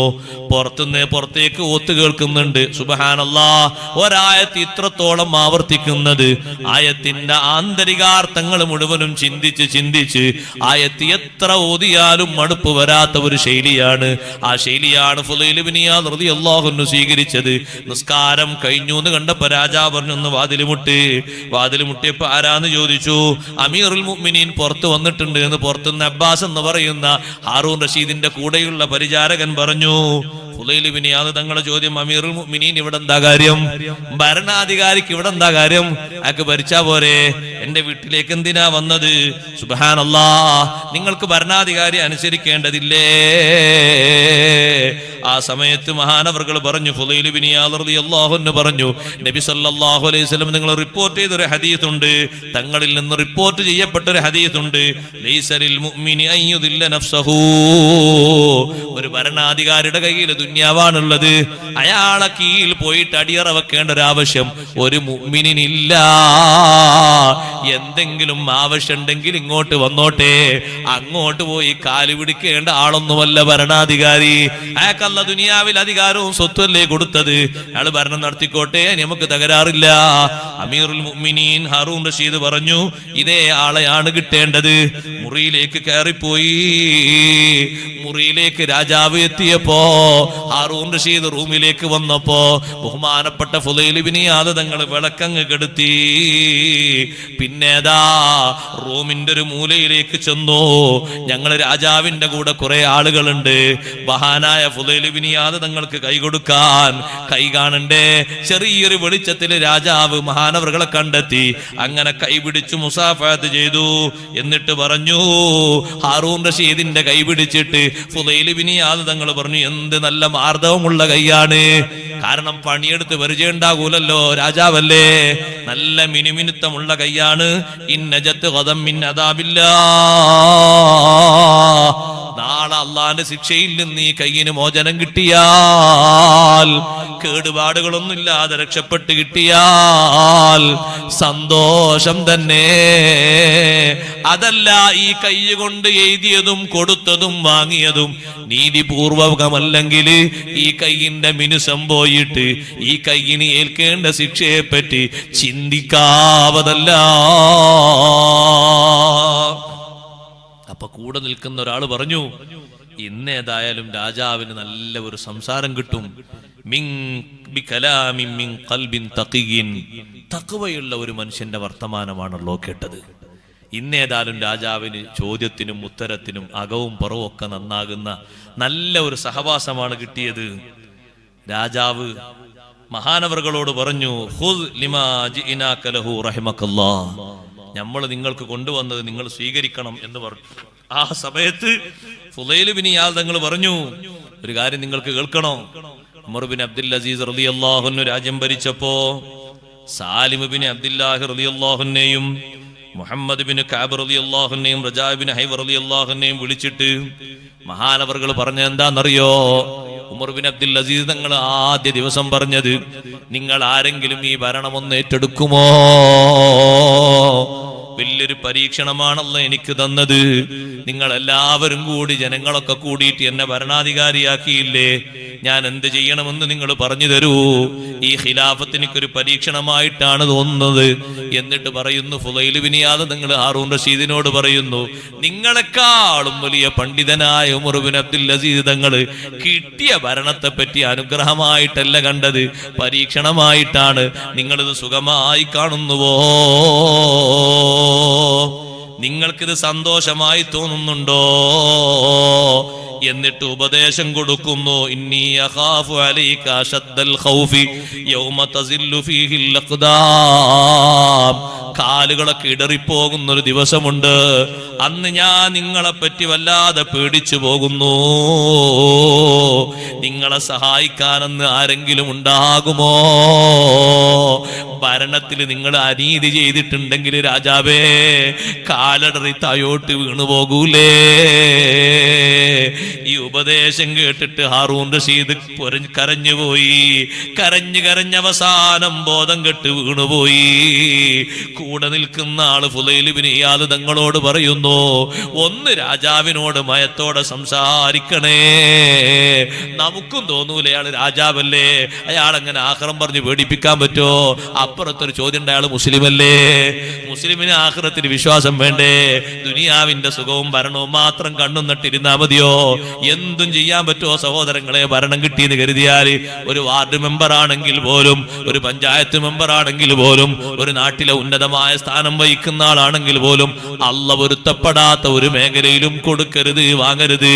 അള്ളാഹിന്റെ അടുത്ത് ആഖിറത്തിൽ ഞാൻ ഏൽക്കുന്ന സ്ഥാനത്തെ പറ്റി ഒരു ചോദ്യമുണ്ട് എന്ന ചിന്തയും ബോധവും എല്ലാവർക്കും വേണ്ടതാ. ഒരാളും അതിൽ നിന്ന് ഒഴിവാകൂല. കൂടെ നിൽക്കുന്ന ഒരാൾ മയം കാണിക്കാൻ വേണ്ടി പറഞ്ഞപ്പോ നിങ്ങൾ അയാളെ ഉപദേശിച്ചു കൊല്ലുകയാണോ എന്ന് കൂടെയുള്ള ഒരാൾ ചോദിച്ചു. ആ സമയത്ത് ഫുളൈൽ ഇബ്നു ഇയാദ് റളിയല്ലാഹു അൻഹു ചോദിക്കുന്നു, മനുഷ്യ, അയാളെ ആഖിറത്തിൽ നിങ്ങൾക്ക് രക്ഷപ്പെടുത്താൻ പറ്റുമോ? ഉപദേശം കേൾക്കാനല്ലേ നിങ്ങൾ അയാളെ ഇങ്ങോട്ട് കൊണ്ടുവന്നത്? ഞാൻ ആഖിറത്തെ വിഷയം പറഞ്ഞ് ഉപദേശിച്ചതല്ലേ? ബോധം തെളിഞ്ഞ ഉടനെ ഹാറൂൻ റഷീദ് പറയുന്നത്, സിദിനി, എനിക്ക് ഈ ഉപദേശം പോരാ, ഇനിയും തരുമോ? റഹിമക്കല്ലാഹ്, ഇന്ന് രാത്രി എനിക്ക് സഹവാസത്തിന് കിട്ടിയത് ഏറ്റവും നല്ലൊരു കൂട്ടുകാരനാണ്. അല്ലാഹ് നിങ്ങൾക്ക് ബർക്കത്ത് ചെയ്യട്ടെ. അമീറുൽ മുഅ്മിനീൻ എന്ന് വിളിച്ചിട്ട് രാജാവിനോട് പറഞ്ഞു, ഫുളൈൽ ഇബ്നു ഇയാദ് തങ്ങള് ഉമർ ഇബ്നു അബ്ദുൽ അസീസ് തങ്ങൾക്ക് ഒരു ഭരണാധികാരികളിൽപ്പെട്ട തന്റെ കീഴിലുള്ള ഉദ്യോഗസ്ഥന്മാരിൽപ്പെട്ട ഒരു ഉദ്യോഗസ്ഥനെ പറ്റി പരാതി കിട്ടിയപ്പോ ഉമർ ഇബ്നു അബ്ദുൽ അസീസ് തങ്ങൾ ആ കൂട്ടുകാരന്, ആ ഗവർണർക്ക് എഴുതിയ കത്ത് കാണണോ നിങ്ങൾക്ക്? യാ അഖീ ഉദക്കിറുക തൂല സഹലി അഹ്ലിന്നാരി ഫിന്നാർ. ഇവിടെ നിങ്ങൾ ദുനിയാവിൽ ഭരണം കിട്ടിയിട്ട് നിങ്ങളും നിങ്ങളുടെ കുടുംബവും സുഖിച്ച് ജീവിച്ചിട്ട് പ്രജകൾക്ക് വേണ്ട അധികാരങ്ങളും അവകാശങ്ങളും കൊടുക്കാതിരിക്കുമ്പോ നരകക്കാർ കാലകാലം നരകത്തിൽ ഉറക്കൊഴിയുന്നവരാണ്. ഒരു സെക്കൻഡ് ഉറങ്ങാൻ പറ്റൂല കേട്ടോ. അത് നന്നായി ഓർക്കണേ. ഉമർ ഇബ്നു അബ്ദുൽ അസീസ് തങ്ങൾ തന്റെ കീഴിലുള്ള ഉദ്യോഗസ്ഥൻ അനീതിയായി പ്രവർത്തിച്ചു എന്ന് ജനങ്ങൾ പരാതി പറഞ്ഞപ്പോ എഴുതിയ കത്താകുന്നു. അതുകൊണ്ട് അള്ളാന്റെ അദാബിൽ നിന്ന് നിങ്ങൾ രക്ഷപ്പെട്ടു പോകണം. എനിക്ക് അവസാനം പറയാനുള്ളത് ഇതാണ്. ഉമർ ഇബ്നു അബ്ദുൽ അസീസ് തങ്ങൾ ആ കത്തിൽ എഴുതിയിട്ടുണ്ട്. ആ കത്ത് വായിച്ച ഉടനെ തന്നെ ഗവർണർ അതാ തന്റെ അധികാരങ്ങളൊക്കെ കൈയൊഴിഞ്ഞ് ഉമർ ഇബ്നു അബ്ദുൽ അസീസ് തങ്ങളുടെ അടുത്തേക്ക് വന്നു. എന്നിട്ട് ചോദിച്ചു, എന്തേ നീ വന്നത്? ഒന്നുമല്ല, എന്റെ കൽബ് മുഴുവനും മാറിപ്പോയി. നിങ്ങളെ എഴുത്ത് കിട്ടിയപ്പോ ഞാൻ അധികാരത്തിൽ നിന്ന് ഒഴിഞ്ഞു. ഇനി മരിക്കുന്നത് വരെ എനിക്ക് അധികാരം വേണ്ട. നരകക്കാർക്ക് തീയതി നിശ്ചയിക്കാത്ത ഉറക്കൊഴിക്കുന്ന രാവുകളെ പറ്റി നിങ്ങൾ ആ കത്തിൽ എഴുതിയില്ലേ ഉമർ അബ്ദുൽ അസീസ് തങ്ങളെ? ആ ഒരൊറ്റ വരി കണ്ടപ്പോ എന്റെ ഭരണസാരിത്യത്തിൽ നിന്നുള്ള സുഖങ്ങളൊന്നും വേണ്ട, എനിക്ക് പുതിയ ചുമതലകളൊന്നും വേണ്ട, എല്ലാം ഞാൻ ഒഴിവാക്കി കൊടുത്ത് അർഹതയുള്ള ആളുകൾ എടുത്തോട്ടെ എന്ന് കരുതിയിട്ട് ഒഴിഞ്ഞു പോന്നതാ. ഇതങ്ങ് കേട്ടപ്പോ ഹാറൂൻ റഷീദ് വീണ്ടും കരഞ്ഞു. എന്നിട്ട് പറഞ്ഞു, സിദിനി റഹിമക്കല്ലാഹ്, ഇനിയും ഉപദേശം തരുമോ? അല്ലാഹ് നിങ്ങൾക്ക് ബർക്കത്ത് ചെയ്യട്ടെ. അപ്പൊ അവസാനം കൊടുത്ത ഉപദേശം, രാജാവേ, അഷ്റഫുൽ ഖൽഖ് സല്ലല്ലാഹു അലൈഹി വസല്ലം തങ്ങളുടെ ഉപ്പാന്റെ സഹോദരനായ അബ്ബാസ് റളിയല്ലാഹു അൻഹു നബി സല്ലല്ലാഹു അലൈഹി വസല്ലം തങ്ങൾ അടുത്ത് വന്നിട്ട് പറഞ്ഞു, അമ്മിർനി അലാ ഇമാറ, എനിക്കൊരു ഭരണാധികാരം തരണമെന്ന് പറഞ്ഞപ്പോ നബി സല്ലല്ലാഹു അലൈഹി വസല്ലം തങ്ങൾ പറഞ്ഞു, ഇന്നൽ ഇമാറത ഹസ്റത്തുൻ വനദാമത്തുൻ യൗമൽ ഖിയാമ. നേർക്ക് നേരെ കൊണ്ടുപോയിട്ടില്ലെങ്കിൽ ഖിയാമത്ത് നാളിൽ അത് ദുഃഖമാണ്, നഷ്ടമാണ് ഭരണാധികാരം എന്നത്. അബ്ബാസ് റളിയല്ലാഹു അൻഹുവിനോട് പറഞ്ഞു, ഒരു അമീറായി നിൽക്കാതെ ജീവിക്കാൻ പറ്റുമോ? ഒരു ഭരണാധിപനായി നിൽക്കാതെ ജീവിക്കാൻ പറ്റുമോ? എങ്കിൽ അതാണ് നല്ലത്. നിങ്ങൾ കണ്ടില്ലേ, ചില ഭരണാധികാരികളൊക്കെ ഭരണത്തിലേറുന്നതിന്റെ മുമ്പ്, ഞാൻ ഒരാളെയും വ്യക്തിപരമായി വിമർശിക്കുന്നു എന്ന് കരുതരുത്, നമ്മളെ നാട്ടിലുള്ള ഭരണാധികാരികളെ പറ്റിയാണെന്നും വിചാരിക്കണ്ട. ലോകത്ത് കഴിഞ്ഞുപോയ ഭരണാധികാരികളിൽ പലരും ഉണ്ട്. കേറുന്ന സമയത്ത് നല്ല വാഗ്ദാനങ്ങൾ പറയും, കേറിക്കഴിഞ്ഞാൽ പിന്നെ പറഞ്ഞത് ഓർമ്മയില്ല, ജനങ്ങൾക്ക് എഴുതി കൊടുത്ത് ഓർമ്മയില്ല, പല ആളുകളോടും പറഞ്ഞ വാഗ്ദാനങ്ങൾ മറന്നുപോയി.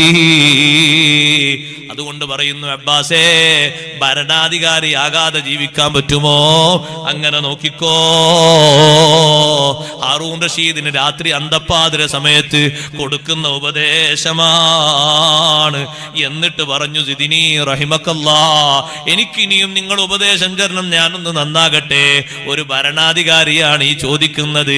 ഫുളൈൽ ഇബ്നു ഇയാദ് റളിയല്ലാഹു അൻഹു എന്ന മഹാപണ്ഡിതൻ മക്കയിൽ വെച്ച് ഭരണാധികാരി ഹജ്ജിന് വന്നപ്പോ കണ്ട നേരത്ത് ഉപദേശം തേടിയപ്പോ കൊടുക്കുന്ന ഉപദേശമാണ്.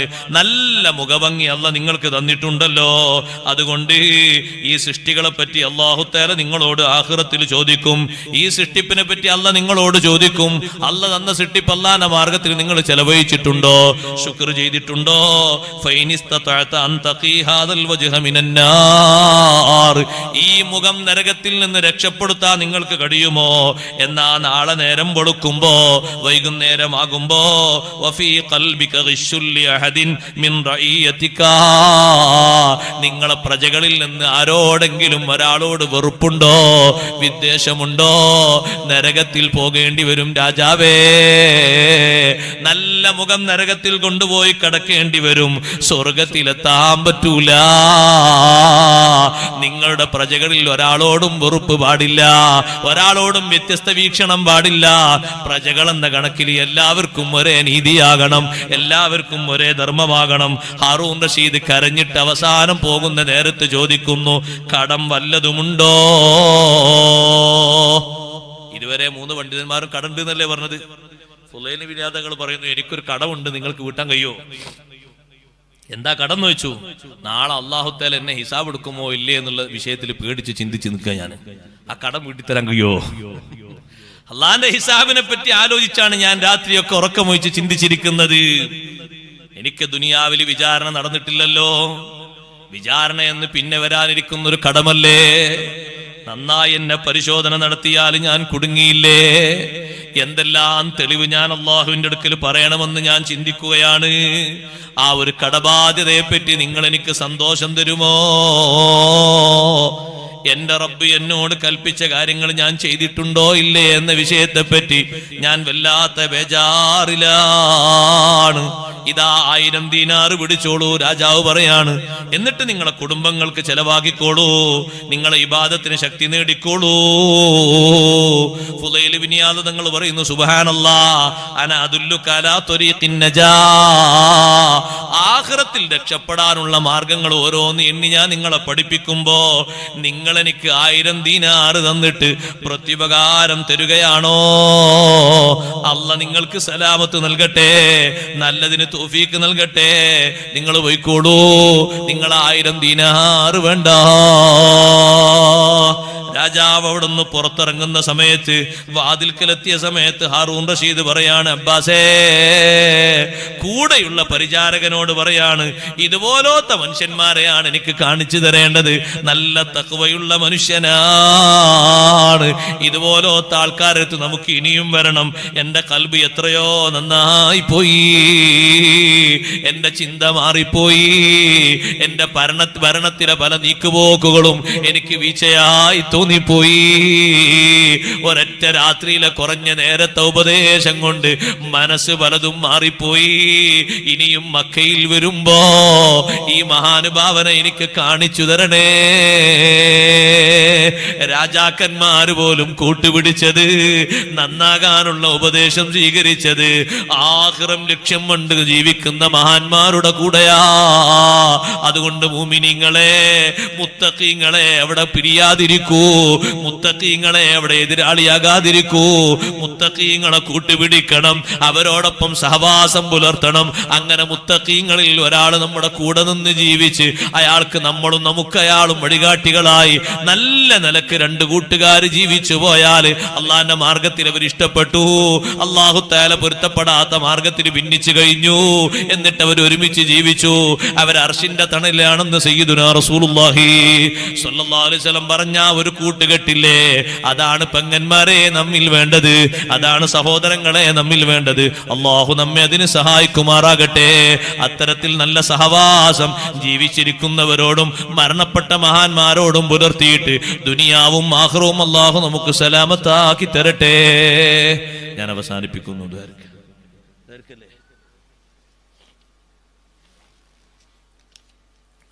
പ്രത്യേകം ദ്വാരക്കാൻ വേണ്ടി അറിയിച്ച ലിസ്റ്റ് കിട്ടിയിട്ടുണ്ട്. ഇൻഷാ അല്ലാഹ് ദ്വാരക്കാം. 2-3 ഉള്ളൂ, കുറെ വായിച്ച് നേരമിപ്പിക്കാനില്ല. നടുവളപ്പിലെ മമ്മുഞ്ഞിയുടെ മകൻ അബ്ബാസ് സുഖമില്ലാതെ ആശുപത്രിയിൽ വെന്റിലേറ്ററിലാണ്. BP കുറഞ്ഞ് ആശുപത്രിയിൽ വല്ലാത്ത സീരിയസിലാണ്. അല്ലാഹു തആല പെട്ടെന്ന് ശിഫ കൊടുക്കുമാറാകട്ടെ. ആജിലായ ശിഫ നൽകി നീ അനുഗ്രഹിക്കണേ റഹ്മാനെ. മഹാന്മാരായ മഹത്തുക്കളുടെ, സ്വഹാബിമാരുടെയും അവരുടെ കൂടെയുള്ള മഹാന്മാരുടെ ഒക്കെ ബർക്കത്ത് കൊണ്ട് നീ ശിഫ നൽകണേ റഹ്മാനെ. ആക്സിഡന്റിൽപ്പെട്ട് മംഗലാപുരം ഹോസ്പിറ്റലിൽ കഴിയുന്ന ICUലുള്ള അല്ലെ ഉമ്മാക്ക് എത്രയും പെട്ടെന്ന് പരിപൂർണ്ണ സുഖം ലഭിക്കാൻ വേണ്ടി. ഇത് ഇന്നലെ ആക്സിഡന്റ് ആയതാ. പ്രത്യേകം ഉറൂസിലെ ഫൈനാൻസ് കമ്മിറ്റി അംഗത്തിന്റെ ഉമ്മയാണ്. അല്ലാഹുവേ നീ ശിഫ കൊടുക്കണേ റഹ്മാനെ. ആ ഉമ്മാക്ക് പൂർണ്ണ ആരോഗ്യം കൊടുക്കണേ റഹ്മാനെ. നല്ല എളുപ്പത്തിൽ ആ ഉമ്മാക്ക് ആജിലായ ശിഫ കൊടുക്കണേ റഹ്മാനെ. മഹാന്മാരുടെ ബർക്കത്ത് കൊണ്ട് ഈ സദസ്സിൽ മുഅ്മിനീങ്ങൾ മുഅ്മിനാത്തുകളുടെ ആമീന്റെ ബർക്കത്ത് കൊണ്ട് എളുപ്പത്തിൽ ശിഫ കൊടുക്കണേ റഹ്മാനെ. ആ കുടുംബത്തിന് അവർക്ക് ശിഫ കിട്ടിയിട്ട് നല്ല സന്തോഷം നൽകണേ റഹ്മാനെ. ദുആ ചെയ്യാൻ വേണ്ടി ഒരാൾ 200 രൂപ സംഭാവന നീ സ്വീകരിക്കണേ റഹ്മാനെ. ചെയ്ത ഓപ്പറേഷന്റെ വേദന മാറിക്കിട്ടാൻ വേണ്ടി ദ്വാരക്കണം. അല്ലാഹുവേ നീ പൂർണ്ണ ശിഫ കൊടുക്കണേ റഹ്മാനെ. മരിച്ച ഉപ്പാക്ക് വേണ്ടി ദ്വാരക്കാൻ എല്ലാ ആളുകളും ഒരു 3 സ്വലാത്തല്ലി മദ്ഹു ചൊല്ലി ഇൻഷാ അല്ലാഹ് നമ്മൾ ദ്വാരക്കാം. സ്വലാത്തിന് വേണ്ടി ഒന്ന് നിന്നിട്ട് പിന്നെ അവിടെ തന്നെ ഇരുന്നോളൂ. കുറഞ്ഞ ദ്വാ ഞാൻ നടത്തുള്ളൂ. വിശാലമായ ദ്വാകളൊക്കെ പിന്നീട് ദ്വാ സമ്മേളനത്തിലൊക്കെ വരും. അസ്സലാത്തു വസ്സലാമു അലൈക യാ റസൂലല്ലാഹ് الصلاة والسلام عليك يا حبيب الله أحمد الله مصليا مسلما على أحمد والآل والأصحاب من للآل الصلاة والسلام عليك يا رسول الله الصلاة والسلام عليك يا حبيب الله أطه قلبي مذ أتيت واديا قاف ما تابعا وداد طه تاليا لي تالي تال الصلاة والسلام عليك يا رسول الله الصلاة والسلام عليك يا حبيب الله الحمد لله رب العالمين حمدا يوافي نعمه ويكافئ مزيده اللهم صل وسلم وبارك على رسولك سيدنا ومولانا محمد وعلى آله وأصحاب سيدنا ومولانا محمد أرحم الراحمين يا الله നീ ഏറ്റവും ഇഷ്ടം നൽകിയ മഹാന്മാരുടെ ഹളറത്തിലാണ് ഞങ്ങളുള്ളത് അല്ലാഹുവേ സ്വഹാബിമാരിൽപ്പെട്ട വലിയൊരു മഹാനുഭാവൻ ഇവിടെ അന്ത്യവിശ്രമം കൊള്ളുന്നവരെ കൂടെയുള്ള മഹാന്മാരും അവരെ ജാഹു ബറക്കത്ത് കൊണ്ട് ഞങ്ങളെ സദസ്സ് നീ സ്വീകരിക്കണേ റഹ്മാനെ ദുആന ഖബൂലാക്കണേ അല്ലാഹ് ഞങ്ങളവരെ ചാരത്ത് എത്തിയ കാരണം കൊണ്ട് ഞങ്ങളെ എല്ലാ വിഷയങ്ങൾക്കും നീ നന്മ നൽകണേ റഹ്മാനെ സിയാറത്ത് കൊണ്ട് ഈ സദസ്സ് കൊണ്ട് ഞങ്ങളെ ഖൽബ് നന്നാക്കി